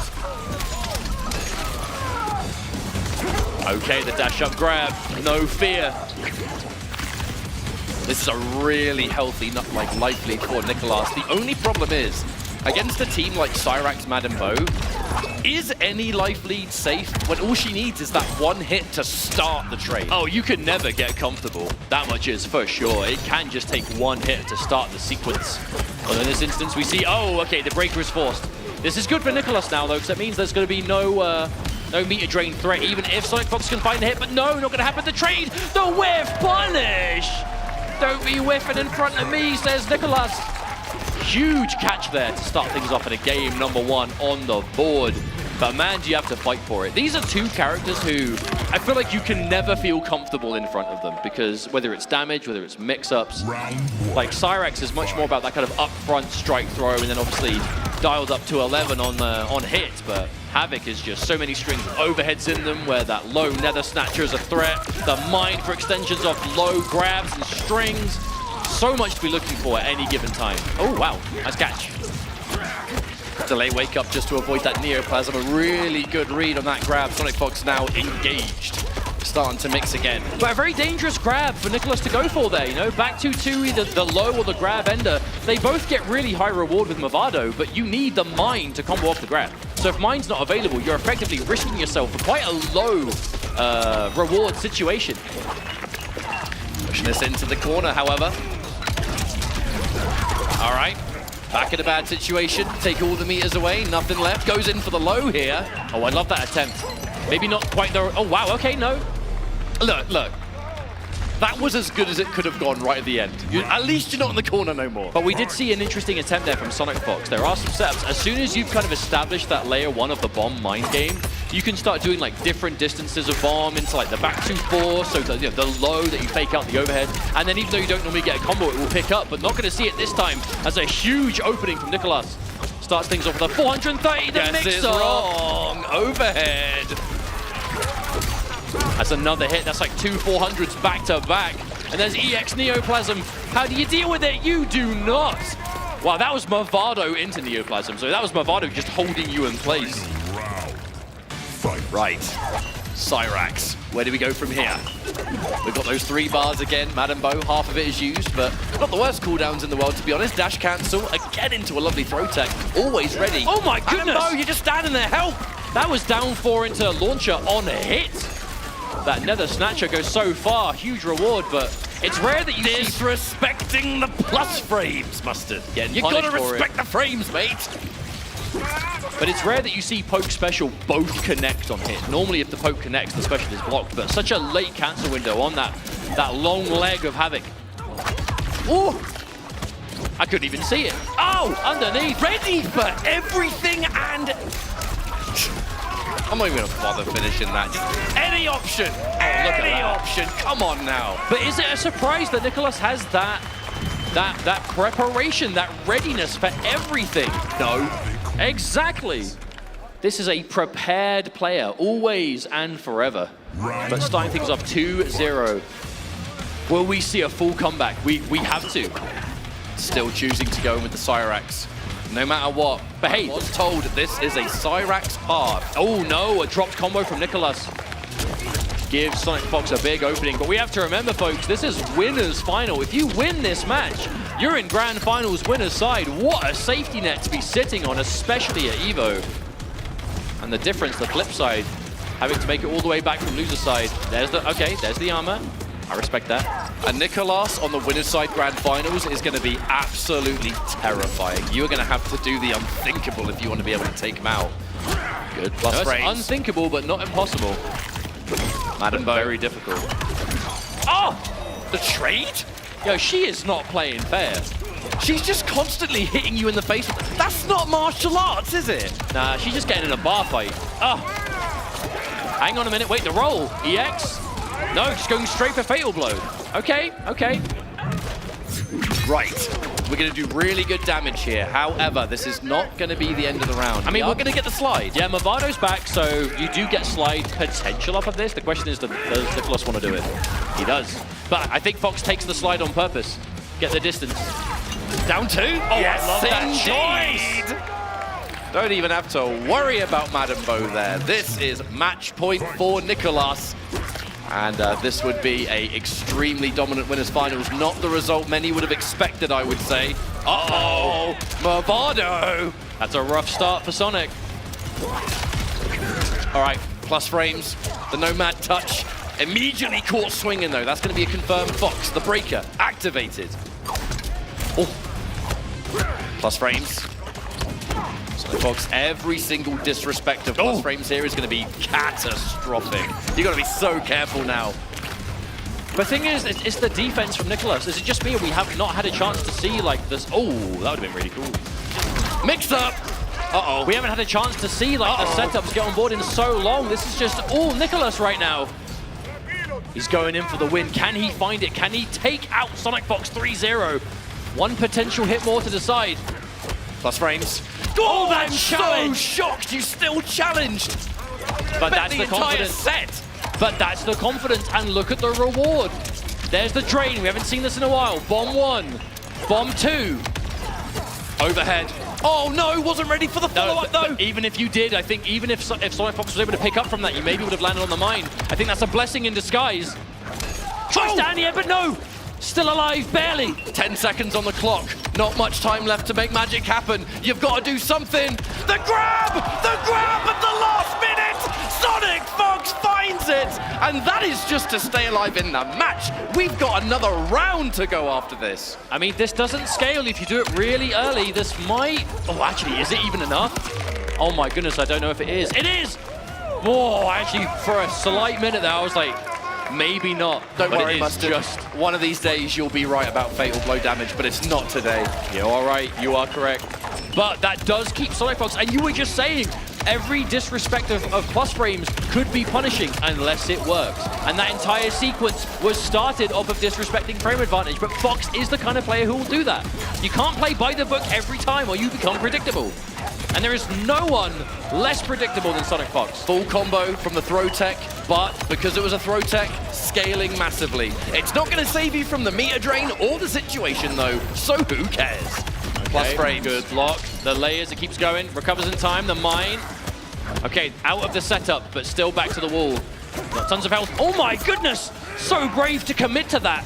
No mind to make it count. Hang on a minute! Cornered. Wait, that's going to hurt so much. That's going to hurt so much. Amavado is left. It is getting spent. All right, knocked down. Scary situation. Unbreakable down 2. Once again, not enough to win, but the meaty button is going to keep Sonic Fox alive. That was so close from being a disaster. What utter confidence to just wake up uppercuts for the amp, for the unbreakable, and for it to work, and it counter hit. How many of these down 2 jump cancels have just been paramount in this top 8? No, that was on the back of a pretty miraculous turn of events for Sonic Fox there, but it was a turn of events that was crafted in the moment. Those decisions, oh my goodness. Sonic Fox staying alive, I cannot believe it. I for sure that was looking like a 3-0. Completely and utterly, but not gonna happen. It did look like Nicolas took a moment there. Oh my god. How often do you see that move get armor broken? Okay. Sonic Fox, online wake up roll. Okay. That's an option and a half. Big reward though. The mine is good to extend. Okay, good punish. Okay, the grab, the layers. And back here we are again. Not wasting any time either. We want the drink and we want the meter drain. Uh-oh, caught out of it. Nicolas trying to go for these really, I would say, slippery escape attempts. Oh, tries to cancel to avoid the bomb, but this time Fox is ready. Definitely tried to get a cheeky drink in there, but Madam Bo was like, no, you've had enough, my friend. But all you need is one drink is enough to get the dash cancel, which is the most important thing we see Fox typically go for. You see the flawless block on that down 4 into the dash in punish on the down 1. Oh no! A big miss though, unfortunately. Not that it matters. Nicolas caught trying to jump out. Does look to be far less more comfortable on the defense in this game. Oh no, the flurry. What's it going to be? Oh, the jump! Finds the way out. That's the first time we've seen someone escape that setup, but no! Immediately he has to break. Oh, the grab. Not enough cameo for the Movado mine, however. Gets it again! This time, the mine is locked and loaded. Can't expect we will see a break here from Fox. With that kind of meter left, you know Fox is just looking for that kill. Any hit into EXNet. Would this be it? Escape failed. Uh-oh. This hit will not kill, but the mix-up that follows absolutely could. The combos are going to take quite a while. That's going to give Madam Bo time to regenerate. The defensive mine, it is going to come out, and the fatal blow is going to hit. You can't break because Madam Bo is standing in the background. Okay, this might just be enough for a life lead. Do you go for the Movado slide again? Last time Fox took the hit. This time blocks. This time blocks and looks for the armor. Oh, that was ridiculously bold from Nicolas. However, a match point has been secured. But that was just enough health left. You can absorb it with the armor, and then responding in kind. This is such an armored match right now. Yep, good blocks. Oh, the counter hit. Sonic Fox looking to swing as early as possible for big reward now. My spider senses tell me that we might see a meter drain. Oh no, this is tricky. This is tricky. Weird setup. What? Oh! I have never seen that. You can even tell what side she was on while she was doing the move. Yeah, you keep that one up your sleeve for a rainy day. And it is pouring now here in this Evo top 8. Good break. Nicolas has... The low! Oh, never That's a mind. combo! Never mind. Was about to say has such a comeback to make, but not going to get the chance. Nicolas was unfathomably close to a 3-0, and I feel like before you know it, everything's just going wrong. Did you hear that? Reiko. The Great Hall. The big character change here from Nicolas. This is a character, I wouldn't say it's one of his most played in competitive, but he has used Reiko a lot. Currently, Reiko quite scary, quite a mix-up machine of his own. But we're betting it all on this game 5. A brave character change as well. Nicolas did go up 2-0 with the Havoc, but decides that now it's time to change things up. Really good punish. block. Really good block, but a bold choice from Fox. Going for that mix-up without a bomb to cover them. Beautiful tech as well. Nicolas looking for it. Oh, get right in the face! Oof. Hey, if you don't want to get kicked, you shouldn't be standing there. True, she did put herself in that situation. Oh, right. confirmed. Launch. And Tremor is back. Hurt so good. Oh, not this time. Not this time. No. Nicolas has been on the receiving end of a few too many of those comebacks in this top 8. Refuses to be flustered. Refuses to be stressed. This change to Reiko just looking so clean. All right, Breaker has been forced out. Sonic Fox, the match point for Nicolas once again. Obtained beautiful jump. You live by the sword, you die by it. Those grabs so rewarding, but when they whiff, you're in trouble. All right, here we go. More mix. Again, the throw tech, it's going to scale the combo, but at this point, it just doesn't matter. You just want the momentum. You're still building meter doing all the bombs. Oh, try something big with the reversal tremor, but not going to work. Oh, my good lord. Here comes even more. Right, what's the mix going to be? Here comes Madam Bo. Again, that bottle used just to cover a jump out. Okay, we're going all the way. We're going to Game 5 catch-up final round. Winners finals. Will Sonic Fox be able to seal it on this full reverse 3-0, or will Nicolas be able to stop it right at the very end? Oh, huge. Try to cover it. Just keep things safe. Big overhead. That down 4 very almost caught the bomb plus frames. Again, challenge the frames again. Oh, the dash-up grab is good.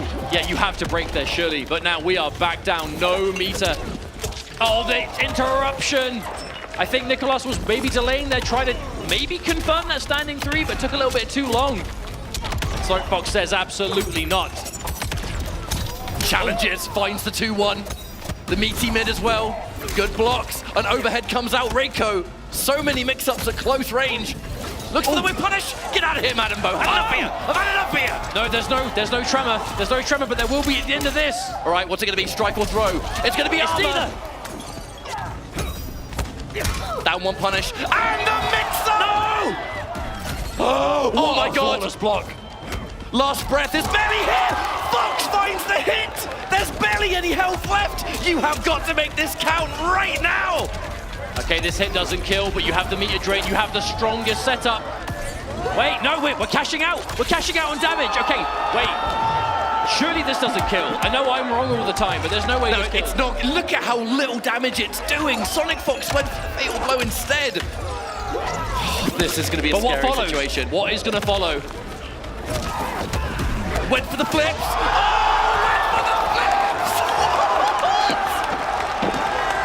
What a decision at the last moment. Sonic Fox, the miraculous play at the very end, and clutches it for the full Game 5 reverse 3-0. Oh my day. Johnny Cage. So that is another character that Kenny has. I don't think he's played it in Evo yet, but it is a character he has available to him. He is low-key one of the best Johnnies in this game.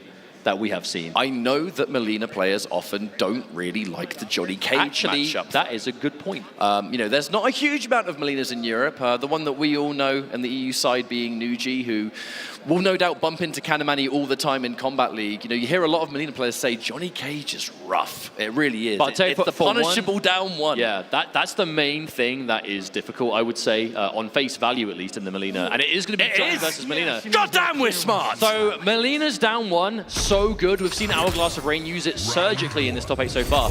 It is -10 on block. Johnny Cage, the only character in the game with a 9-frame mid. The short answer is he can punish her down one on block with a mid, which is full combo launch, full combo big damage territory. So defense with Melina, very difficult against this smothering presence that Johnny Cage brings to the table. I love that Hourglass of Rain did try the down one roll, because that is what was just ruining Kanamani's day at Vianality top 8. But the first time it comes out here, it doesn't work. The delayed uppercut. And just like that, Kanamani, round 1 on the board. Expect to see a lot more of this lockdown.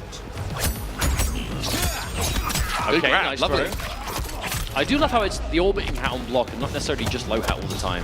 Well, low hat is about -3 on block, so that versus Johnny Cage, he loves those minus frames. Oh, there it is, the armor though again. And he builds so much meter, does Johnny. And it is also Johnny Tremor. This is a scary team. High damage, especially in the corner. Good safety, launching off of Rising Star, everything you need. Back to standard health too. Johnny Cage no longer a lower HP character. Good use of the armor there. Bold use of the armor though, as now no breaker. Whoa, cheeky, cheeky. Right, there's the immediate 2-1 string. It's just everywhere. Everywhere Melina puts herself minus, but like safe. Terrifying against Johnny Cage, because that's all he needs to start the party. Doesn't even bother. Fakes it out. Like, it doesn't necessarily mean that Tremor's going to actually use a move there. There it is, yep. Break has to come through. I mean, Hourglass hasn't been opened up by much, but it's just chip damage here, a little bit, you know, a string here, normal whatever. And slowly but surely, it's adding up to a pretty big life deficit. And again, Kanamani does not have to overextend. Just keep everything safe, keep the mind games immediately to character select. Now, this does interest me, because the reality is Johnny Cage versus Melina, it's a difficult match.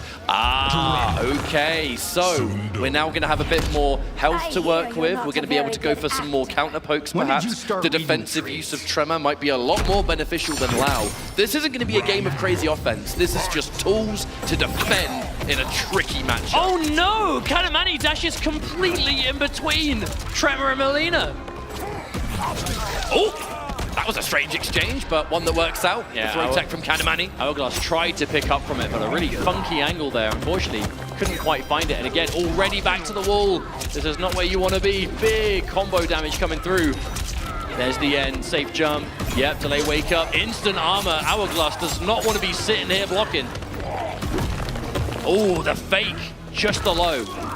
Well, I think part of this match, too, is that using some of the armor in these situations, if you're saving the break for just when Johnny Cage opens you up, you're going to break and then you're going to be right back in the same situation with no armor, no defensive options, really. So if you can spend armor to reverse that momentum and then try and get some aggression of your own, probably more beneficial. Down one to steal the turn. Oh, hello. Going in. No, oh, the instant challenge, yeah. Normally, I think you only will tend to see Melinas do that install on block off of like standing 3 for the advantage, but at the end of the day, it's not like plus a million.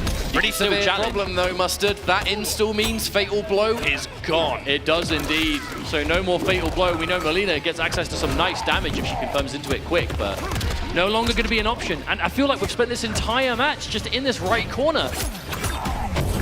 Oh no. Flawless block just to shut down any opportunity to come back here. Letting it rock. These down ones. I mean, every down one that Hourglass of Rain is doing is a massive risk, but you have to. You can't not try. The advancing, another down one. But again, every time you press down one against Johnny Cage, you're technically taking a big risk. There it is. Oh no, couldn't get the punish in time. But what do? Do you just never go for your fastest crouching? There's the punish! Yeah. Do you just never do it? Do you just accept the fact that it's going to be difficult? Because it's an important part of the defensive game, is to be able to use your fastest poke. Oh, so many plus frames! Oh my good lord, Kanamani! This Johnny Cage has been the correct choice so far. Hourglass of Rain is in a really tricky position because clearly this is a rough matchup. It's a smart pick by Kanamani. But when you are a specialist, what do you do when you encounter what could be your character's worst match? You do your best and you adapt. We need to see Hourglass of Rain try something here, but it's so much easier said than done.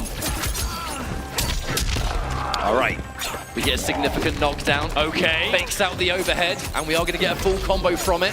This is more like it. I think that was one of those unavoidable situations. Like, one of those kind of like ground pound off the start of the grab. It was really quick. Side switch, that's really bad. Delayed wake up to completely crush that jailing safe jump that it would have been. Shows the respect there. But that could be an interesting adjustment, though, for Melina, with maybe more poke special with Cameo covering it. It's expensive, but... Oh, tried? Yeah, not going to be able to get a clean punish there this time on that fatal blow. A weird mind game on the back of that, but Hourglass of Rain. Okay, here we go. Okay. Oh, no, you're going to get hit! You're going to get hit! That was far too active, and the install is going to pay for itself. Hourglass of Rain around on the board and not out just yet. And again, yes. Okay, this could be the beginning of something magical. Just being able to put the shoe on the other foot. I am now the one that is rushing you down. Eat my overhead. Oh, no. Oh, God, at least we had a breaker. At least we had a breaker. Oh, but even from there, that wasn't even like point blank. But that knee, so fast, 9 frames, fastest mid in the game. Plus frames, layered on plus frames. Yep. Oh, there it is. Down 1 hits this time.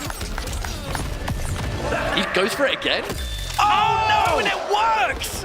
Oh, that's going to be a really good situation for Kanamani. Yes, I know you've got less than 10% health remaining, but you've got meter, you've got tremor. You absolutely can make this comeback happen. The block. Oh, what a choice! Choice! Armor at the perfect moment, keeping Hourglass of Rain alive. And such an important match, even though this matchup, there are serious problems for Melina in it, not unwinnable, as Hourglass of Rain is proving before us right now. No, but the interruption. Tremor just ate that.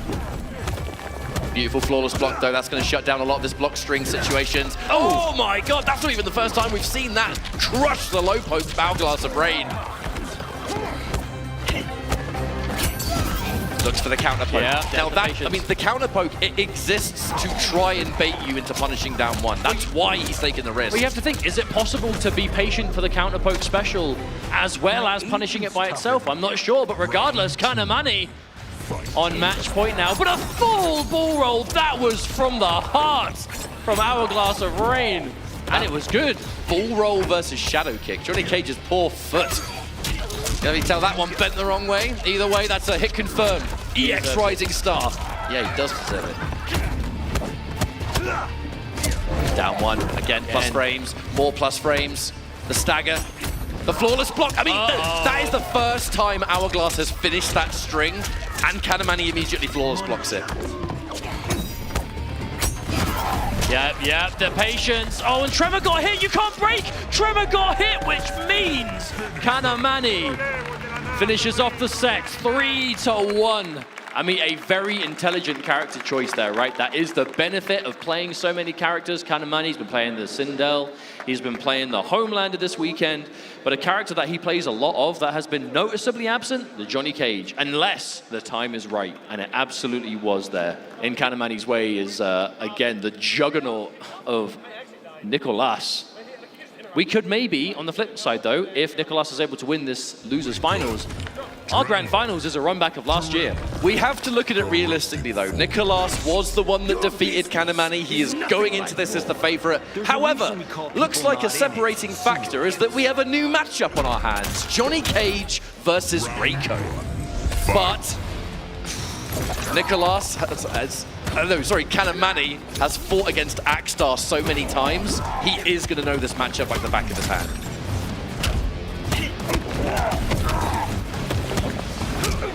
All right, immediately challenging the frames of that down 4. This is going to be an absolute ruler of a match. Two characters that just want to get in and do their thing. Punish!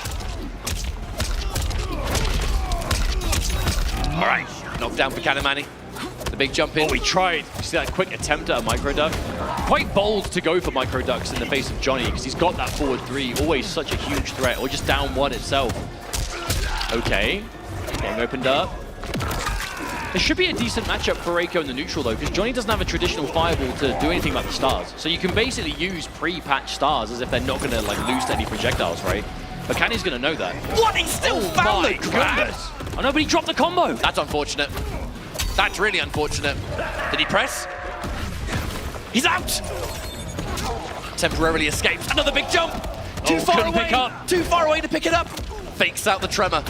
Still has it ready for another one. Is going to pull the trigger on it. Looks for the sweeps. Looks for the forward three. Too far away. Scoop him up! He's still alive! 10 seconds left. There's plenty of time, but not gonna be necessary. That was just round one, folks. Oh my god. Oh no, couldn't get more off of it. Yeah, I believe if there is a cameo on the that screen, the ground pound. preemptive. If there is a cameo on the screen, I believe Tremor's ground pound only hits once. Yeah, I think so. Oh, what a single hit confirm though. Ish, ish, ish. And, oh my goodness. How often do you see that button get whip punished? No, it's a mixture of like preemptive buttons right as Kanye wants to go in, and then sometimes just straight up with punishment. The precision on these 1-2s. However though, side switch. Looking pretty low on life as Kanye, but I mean, this is where Johnny gets huge damage in the corner with Tremor. And there's no break either. Counter hit. Okay, now we're going straight into Fatal Blow. This is going to do so much damage. Even though Reiko, you got to remember, He is a healthy man. 1100 health to play with, so you will survive this. Saved by the 1100. Oh my goodness. Tremor was cool. Tremor was cool. The question is, would Nicolas have been looking for like an EX down 2? Oh, a bit late on the summon. That's going to be a clean punish for Nicolas. Oh, into big damage too. Safe jump, 400 plus. Oh, do they wake up into down 1? Kanamani looking for that turn to be seized. Does not want to relinquish his opportunity. Stagger game. Lovely choice of down 4 though, just to go underneath. Oh, that was done so early. That was done so early specifically to be Eddie. Anti-airs, oh my goodness. Dash in sweep. Don't always worry about those close range mix-ups. Sweeps, overheads, the scoop. Uh-oh. Immediate duck there from Nicolas. Very much in the driver's seat here, cancels the quick dash first from Kanamani. He's looking for it. Anything he can find with that down 4. Challenges. Oh, the stagger. But no resources, couldn't get anything more off of it. What? No way you picked that up. That was crazy. Raw shadow kick into big ground pound. Oh, he knew! Punish! He waited! That was the first time that Nicolas tried that as well, but even then, Kanamani ready. I've been saying it, man. This player, level-headed.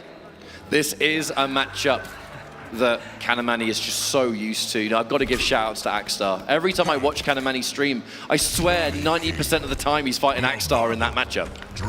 Havoc. All right, we're going for the change. Going for the change. This I is respect it. most likely Nicolas's most used character this season, I think it's safe to say. Whenever we see him, it's usually Havoc at some point. And for good reason. You know, he's a fundamentally incredible player. This is a very powerful character. And it fits him, right? You know, he's got the right kind of tools. Pushes his way out, away from the mine, out of range of the vacuum distance too. Yeah, this Johnny Cage is looking pretty solid. I mean, we have to remember, you know, back when this game was new, Johnny Cage was Kanamani's original main. But you know who else mained Johnny Cage at launch? Oh yeah, I mean, don't need to remind me, bro. Yeah, that's what I'm saying. It would be somewhat poetic should Nicolas fall to Kanamani's Johnny Cage here, considering that is the character he used almost exclusively last year, but the game is very different from then to now. But what is the same is Kanamani's corner pressure, relentless. Yo, this Johnny Cage has just been in the back pocket this entire tournament. Nicolas getting overwhelmed by it at the moment. The down ones just knowing when to wait for it, stealing the turn. The micro game that is at play and the confirms as well. Kanamani. And with the hype mode as well, not quite enough to get the full activation. Yeah, we're like 2% off. Oh, what a decision. That Perfect kind of punish. exchange is exactly why the jump cancel existed in the first place. Oh my god, almost 500 for it too. Man, you're going to be feeling that. All right, Kanamani gonna hold on to the meter. There's a possibility you might just get 3 touched here. Okay, we get the crouch. Yeah. That's gonna be a hit confirm. EX Rising Star. The crispy little ducks. Oh, the patience, Kanamani. Regardless, and again, the fatal blow. Another big bar of red incoming. But I mean, you're gonna get knocked down. You're gonna have to deal with Johnny Cage, his plus frames, the fact that he's got so many situations. I mean, Tremor's going to be back. Yep, there he is. I'm looking at Tremor. Spent to begin with. Yep, counter poke, fakes it out. This time spends. Okay, challenge, and oh my goodness, what? Down 2 on a hit, Kanamani from the gut. We're feeling it. That was a straight out of 1992 uppercut right there. Hey, we've been seeing people in the MK trilogy who've been doing that. Tell me about it. Ooh. Okay. Now the shoe is on the other foot. In winners finals, it was 2-0 in commanding fashion for Nicolas. And then we saw the comeback against him. Now he has to be the one doing the comeback as Kanamani is 2-0 in the lead.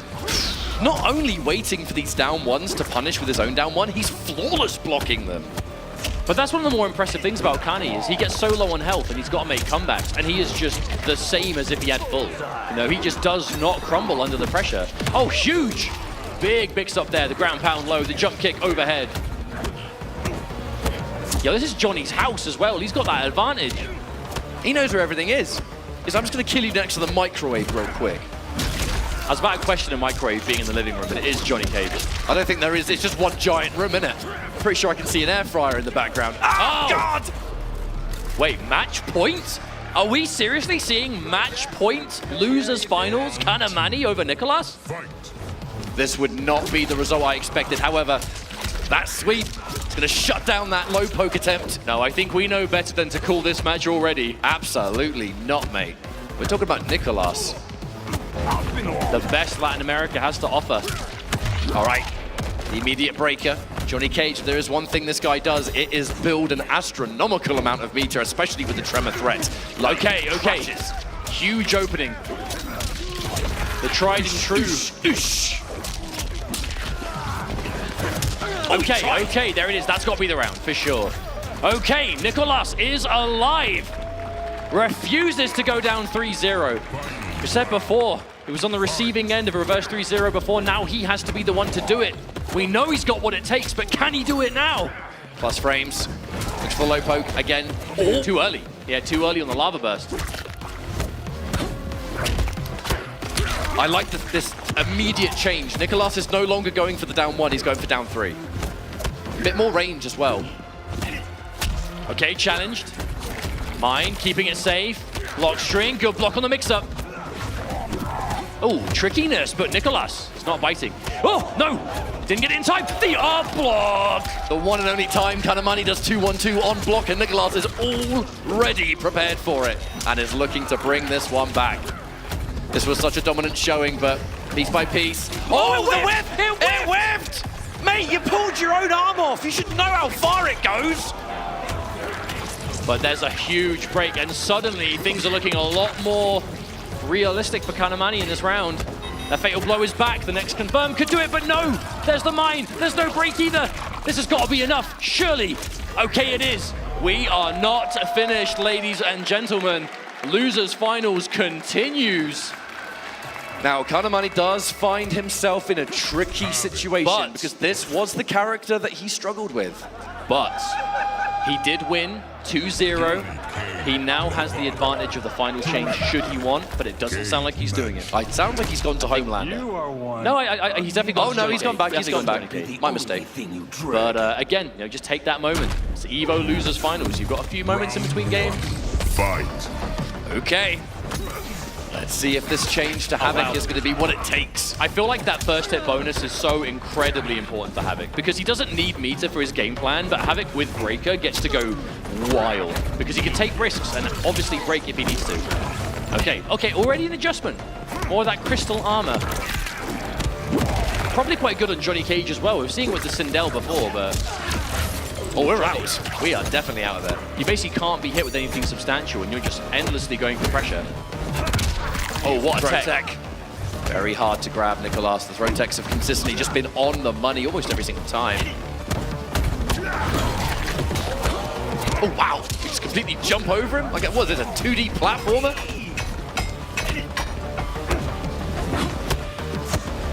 Oh, the patience, no. The back-to-back down one. You'll notice Nicolas has almost completely stopped going for down ones, because that is what was giving Kanamani so much offense. That's the adjustment. Find your opening, do over 400 damage. Oh, just Flips the momentum. meaty. And there's the break, Kanamani. The confidence thinks he can still do it. The counter poke! Side switch as well. Okay, what's going to follow here? There is a break available for Nicolas.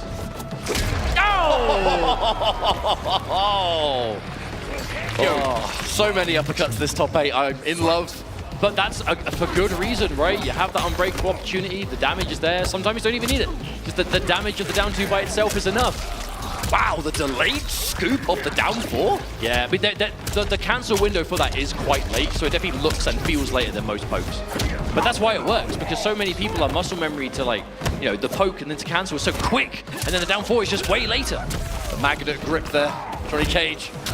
Oh, punish! There's no doubt why Nicolas has been going for the down 4s into the late scoop to try and interrupt that. Speaking of interruption, Nicolas trying to do just that with Tremor. No opportunities, however. Defensive mine. Okay. Ooh, that's nice. That's nice. Oh, okay, no. Tried to go for a side switch and the combo, but didn't have time for both. By the end of this grab, Movado, #1, is ready. Calls out the bait. This time he called out the fact he didn't follow through with the tremor option. Oh my goodness, just dash up and grab. Hey, when you've got that bulletproof vest, you can get bold, and that's what we saw Kanamani now. Teasing match point once again. Has to be careful. Getting zoned out by man, severed leg. That's disgusting. Yeah, it's pretty minging. Didn't have the tremor fully ready, though. A minor hit. Ooh, hello. Armor on block this time. We're getting tricky. Only down 1. Plus frames from the Nomad touch. Delayed mid. The glass catches it out with a sweep, though. The perfect choice. Right. Yep, grab or strike. This time it's grab. Again, no mine. Kanamani. Isn't going to matter too much. Yeah, you definitely don't have to sweat that if there's no big reward. I think it's just more of a mental thing. Showing your opponent you're willing to go for it. Oh, the bowling ball. I didn't even see him throw it. The strike throw as we get less on health here. Down to less than 50%, near enough for both players. Good patience, and there's the unbreakable. Probably not enough. Wait, no, Trevor is there. You get a mid-screen pickup, you can. That did so much more damage than we expected, going in for the down 2 for his own. Swinging these plus frames all day, the 1-1 as well. Kanamani looking for the punch. Nicolas still alive, but barely. He's backing off. He does not want to overextend and get hit by another one of those down 2s. He whiffed. The chip damage and avoided the flawless block. Are you kidding me? Nicolas with the miracle flawless block at the last possible moment. Right, here's the situation. Movado slide is ready. Even if you survive this fatal blow, which I think you will marginally do. Never you got to worry about the slide. You have to flawless block Movado here, and you cannot. And that takes us, oh my goodness, for another time, Game 5. We said before, we need to see the God comeback from Nicolas, and we are now going into Game 5. We are so close to seeing it. But at the same time, it was a nail-biter. We just saw Sonic Fox in the crowd watching on, one game away from knowing who their final opponent will be. This is what EVO is all about. These matches that are almost, you can't invent the outcome. Oh, man. One final match to determine who's grand finals to join Fox. A battle of just the greatest players in their respective parts of the world. I mean, it's a true world championship. Man, I don't even want to say. I don't even want to say anything. I'm just so locked in. So much is on the line.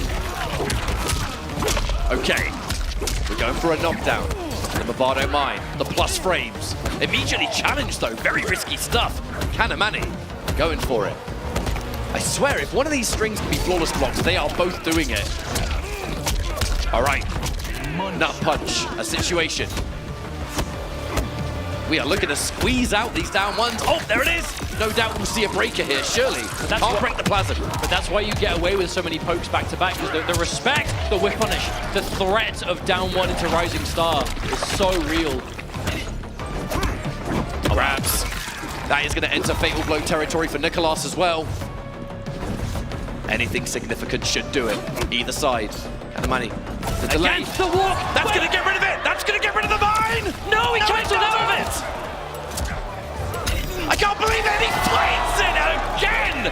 Kanimani for another time on match point. Nicolas Needs to pull this one back. It's the last chance. I'm inclined to think that mine would have interrupted the Fatal Blow, and that is why Kanimani just bailed out of there. With punish. My goodness, and we're back again, this left corner. But we know Nicolas, he's come back from worse, but he's got to do it now.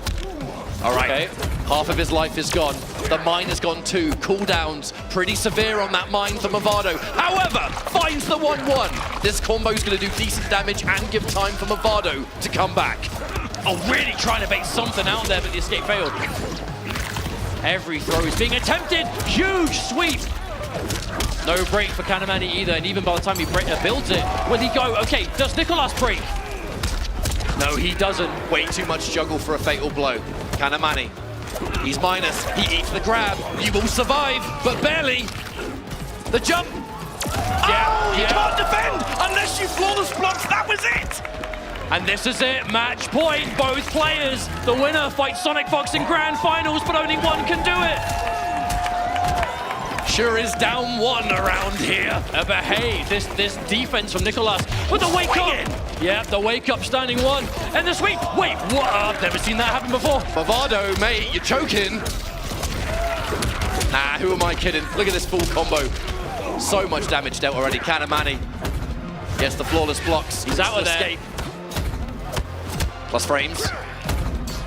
Again, back to back, this time he commits. Kanimani takes his turn. One fake out too many, but a down one just to keep things safe. This time we go for the advantage. The defense of Nicolas has just been on the money. Oh, Speaking my of goodness. which, that throw tech, game-changing, flawless block on the low poke. This is the highest level you will see. Oh God! The sweep. Oh no. Can he find it? The throw tech, that might be it. Nicolas has completely managed to turn this around. He's waiting. Okay, no, you can take the throw this time. There's a breaker as well. Oh! The flawless block! Nicolas! What is it with these matches today and finishing with a move we see for the first time in the entire match at the very end? Obviously representing United States, Nicolas, the best player that LATAM has to offer currently, and believe me, that is saying something. Shout-outs to Chile. I mean, they breed champions, it seems. I know there are some of you in this lovely crowd. The headsets are going on. Cyrax versus Havoc is the assumption, but Nicolas has played so many other characters. I was about to say, plays a lot of other characters, and we have seen Homelander somewhat escape the Madden Bow sometimes, mostly down to the float. Okay, grand finals. One set left here at EVO 2025. Starting things off with some offense into an immediate throw escape there from Nicolas. Homelander, a character that has had some answers for Cyrax in the past. Will we see that here? Sonic Fox. I mean, he's got that vertical armor. It's kind of difficult to armor break. It won't be difficult for Cyrax, I'll tell you that much. But the thing is, when he's in the air, can't really do much about him on the way down. Big punish. And obviously the float to avoid bombs on the ground. Oh, okay, trying something big there. Huge escape. Down one. I have to remember, there's a lot of work to do. Nicolas coming into the grand finals on the loser side. He's got to reset the bracket first, so you got to take 6 games off the Fox. But we can definitely see it. The question is, will we? Oh, honestly, these reversals from Fox this entire tournament over have been so on point. No, it's not the largest like reward, sure, but at the same time, it's just the repositioning, the complete mental game, Should definitely point out, by the way, that Fox went for that triple bomb combo because it is unbreakable. You cannot break the bombs, only the strikes. Okay, that's 1 round on the board. Sonic Fox. Remember, looking for that 8th total Evo win. The big punish. Fox not afraid early days to establish the threat of the overhead. Oh, mid-screen. The splat. Splat into relaunch? Yes, mate. Okay. I don't think that was quite the reset Sonic Fox was looking for, but a quick little piece of improv and it becomes what you want. Oh, the patience. That was a bold choice from Nicolas, though. Look, we're in the first game and we're trying to establish new escapes out of stuff that is just so hard to get away from. How do you get out of this? It's just bombs into bombs! I mean, eventually it does stop. It's just a question of how much meter has Cyrax built, how much chip have you taken in the process. All right, vestige of offense here from Nicolas, the forward throw as well. Are we cooking? Are we cooking? Okay, raw grab. Fatal blow is spent. But it's interesting to see the dynamic, because obviously Cyrax has been quite the popular character in this Season 2 of Pro Competition, and normally it was the Serena team where it's like, well, she doesn't really help you get the initial hit, but when you've got the initial hit, man, is it crazy to get the setups that follow. And here comes Madame Bo, who helps you with everything. There she is again. Helps you with the initial hit, both combos on both throw directions, and obviously crazy setup. Lovely choice of the grab there from the Ferrer. No breaker available, no chance to break, no nothing. You get hit, that's my round, thank you very much. Oh my goodness! Was that a buffer? No, I think that was just a commitment, truth be told. All right, here comes Madame Bo again, shuts down the wake-up jump. It's insane how many options Madame Bo closes the door on just by throwing a bottle at you. Okay, here's the meter drain, the double bombs. Yeah, still safe. Turning it into a grab on the end. Disgusting. You think you're safe? Look at the state of that floor as well. Absolutely caked in ash. And all sorts of stuff. Oh yeah, we're out. All right, let's go back. Let's just change character. Let's just get out of it, yeah? Let's just get out of it. Wait, but you don't want to wait like 30 seconds to watch a Cyrax combo? Yeah, okay, I did lose. Oh, now, the first time we saw Nicolas on stream this weekend was with Baraka Tremor, and it was frighteningly optimal. Sonic Fox lost to Baraka Tremor at Gamescom Latam, so I'm wondering if there's a bit of retained information here. Maybe. Question is just avoiding that initial hit, the overhead completely going over the down 4 of Baraka. I mean, on paper, Baraka, that armor, it's fast advancing armor, so it's going to reposition you out of bombs. Oh, but you still have to guess right on the strike throw. All right. We're going to continue this cycle. The blender. Oh, speaking of blender. Oh, God, it's just... How many of us get hit every time? How do you get out? How do we know? There are so many layers. A lot of players. Yeah, the defense from Fox. No reason to not just block all this. And the armor just to finish off Sonic Fox. Another round on the board. I mean, this is Sonic locked in. These setups are on point. The layers that come with them. The defense when it's time to just block. It's not your turn anymore. The armor has hit every time. I think armor's yet to be blocked in this set. There it is. A blade charge. I'm not sure that was intentional. Yeah, a bit too early. Yeah, but losing Tremor now, that's huge. I mean, you're probably going to have it back at the end of this long combo, but still. Oh, level 2 on the drink as well, so now the body splash. There it is! The threat asking you shall receive. I think they heard you. Oh, my lord. Oh, no. Not again. Oh, where are you going? Where are you going, Baraka? Oh, instant restart match. This set is fast. Don't blink, folks, you'll miss it.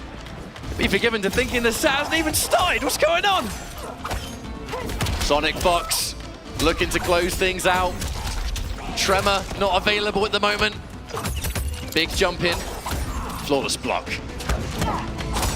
But this has to be a full 3 games in a row for Nicolas. This is a one-sided grand final so far. He made it work against Kanamani. Now he's got to do it against Sonic Fox and then some. but you are fighting a totally different experience. There you go. This is the most set play oriented team in the game. So many layers, but so many ways to restrict your defensive options. It is a Sonic Fox team through and through. The main problem that Nicholas is having, though, is just cannot open up Fox whatsoever. Okay, there we go. But not a huge opening, unfortunately. Okay, there it is. And the breaker is there for Nicholas. Yep. Yep. Delayed mid. Delayed, poke again, and dash up grab. I love it. I love how even in the face of this momentum that Sonic Fox is just powering through with, not being deterred from just keeping it together, still sticking with, okay, delayed buttons to beat throw attempts. Get that conditioning in, get them blocking the poke so you can start establishing throws. I mean, that's the Baraka classic as well. Backdash into back one, down forward two. That's just, I dare you to press a button. Okay, in the blender again, though. Pressure. Counter poke. There is Tremor, so you know that's going to be safe. Oh my lord, the 1-1. Whiff punish. Good reactions from Nicholas. Absolutely wonderful reaction. Oh, where you going? Hit confirm into Tremor. This is going to be quite a lot of damage. Respectable, considering there was no meter on the back of it. Oh, the delay. Good to throw tech again. Oh, damn. She's got shot. No, not enough hit advantage. Keeping it safe with Tremor, yeah. The dash in. Oh, where are you going? Oh, the chip debuff. Is that enough? That actually might kill by itself. Oh! That was choreographed. That was so cheeky. All right, the signs of life, Nicholas. The chip debuff was active. You just want to get him blocking anything. That's probably going to do it. All right, that's one thing that we haven't actually seen yet. Tremor does give Baraka a 200+ damage throw combo. And I think maybe going for a knockdown. Where we go from here now? Oh, we just commit. Yeah. Okay. I mean, Nicholas has been finishing that string. The last hit is a high. You think they're going to duck that? Just go for the mid launch instead. Kill with punish.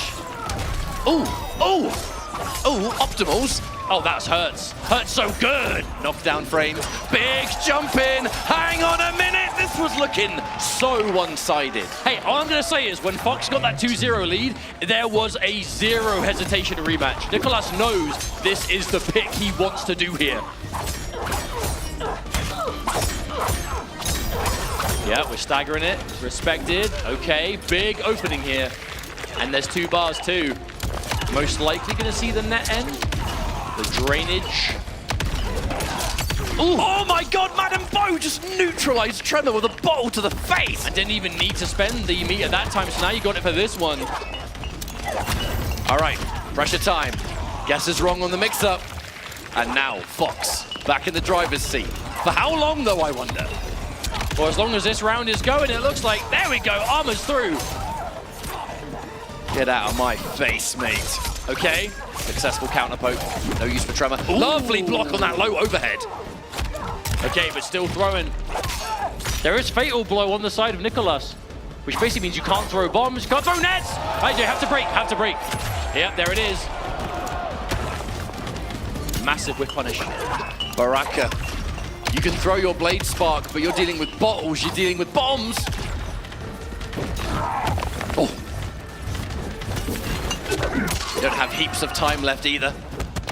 The delay back 3, yeah. Tremor will make the save. No! Sonic Fox just gets hit! And now the chip damage debuff is applied! Again! A repeat of the last match! The same thing happened! Man, that was mid-screen as well. I feel like mid-screen, that was even more of a commitment. But just the confidence in Nicholas. And here we are tying things up.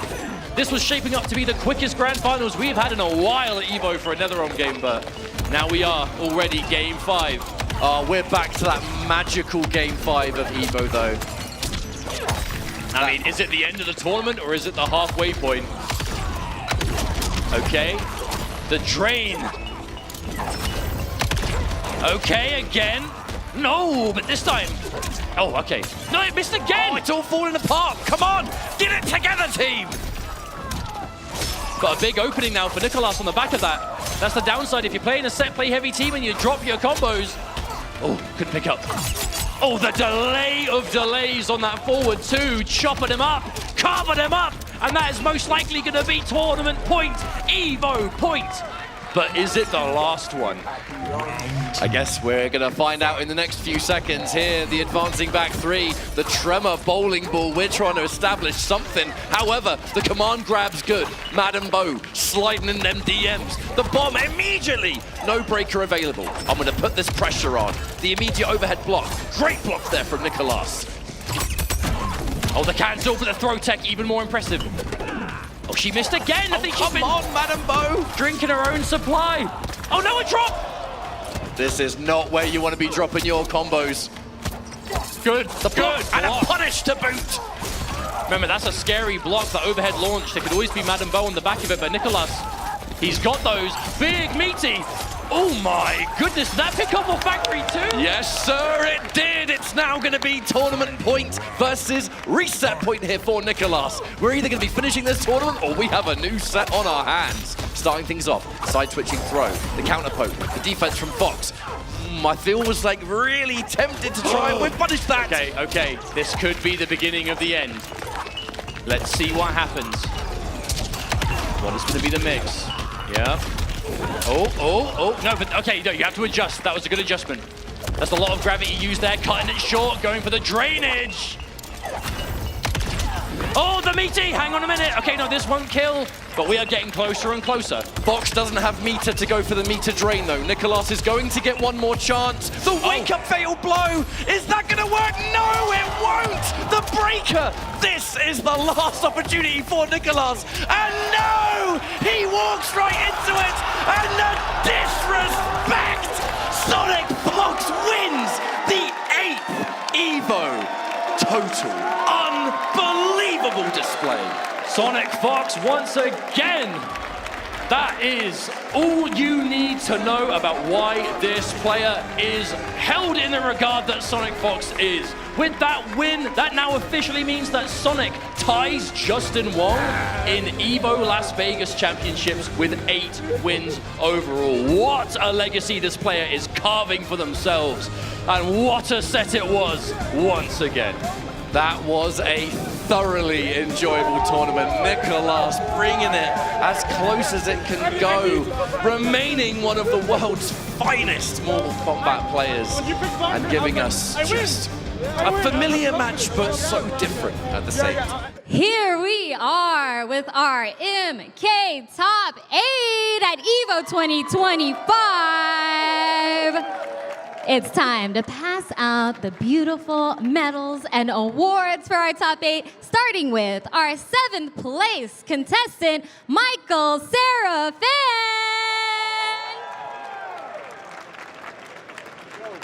Everybody on their feet. Go. I have people trying to watch. And also tied for 7th, Gur.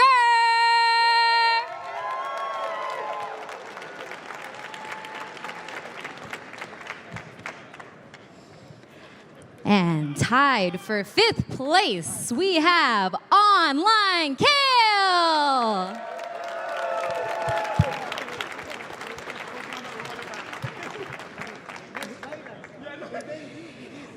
And also tied for 5th, we have MK Javier.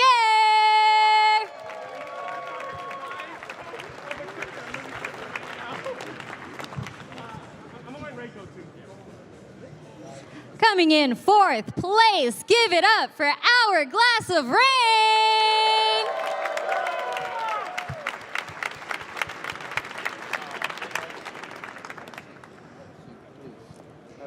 And coming in 3rd place, we got Connie Mani.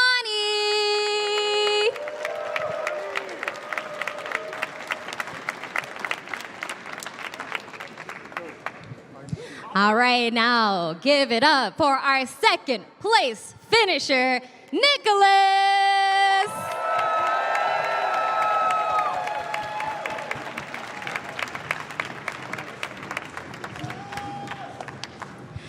And of course, you already know our Mortal Kombat EVO 2025 champion, Sonic Fox.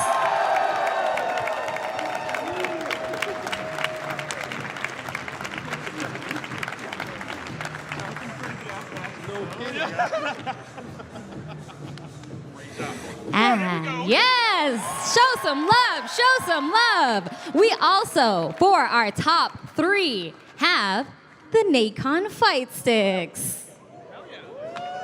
Ooh. Ah. And, oh, excuse me.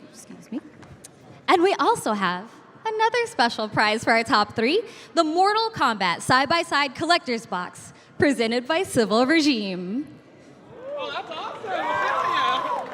Ooh. Ah. Oh my gosh. Thank you so much. Oh, so much shit. Oh my gosh. Amazing. Let's give it up one more time for our top 8. And I'm going to snag our champion for a quick interview. Yeah. All right, Sonic, you've shown time and time again that you've got a mental fortitude stronger than anyone I've seen. How did you obtain that? And how do you apply that to every single championship you've achieved? I don't. I lose my mind. That's all I do. I maul, I get mad, I practice very hard, and then I'm sure my roommates are like really pissed off at me in the middle of the night, literally crashing out playing this game, but I'm in love with this game, having great training partners to keep me motivated, like Rewind out there. Shout outs to Rewind for helping me get good in the Homelander matchup. Hourglass training with me, and I'm so proud of my apprentice for making it so far. I really believed in him, which I'm flying him to LCQ as a result of him making top 8, so look out for Hourglass. It's just a bunch of hard work, effort, motivation, and countless sleepless nights. Well, amazing work, and I think here's the real prize you've been waiting for. Bring that trophy on over.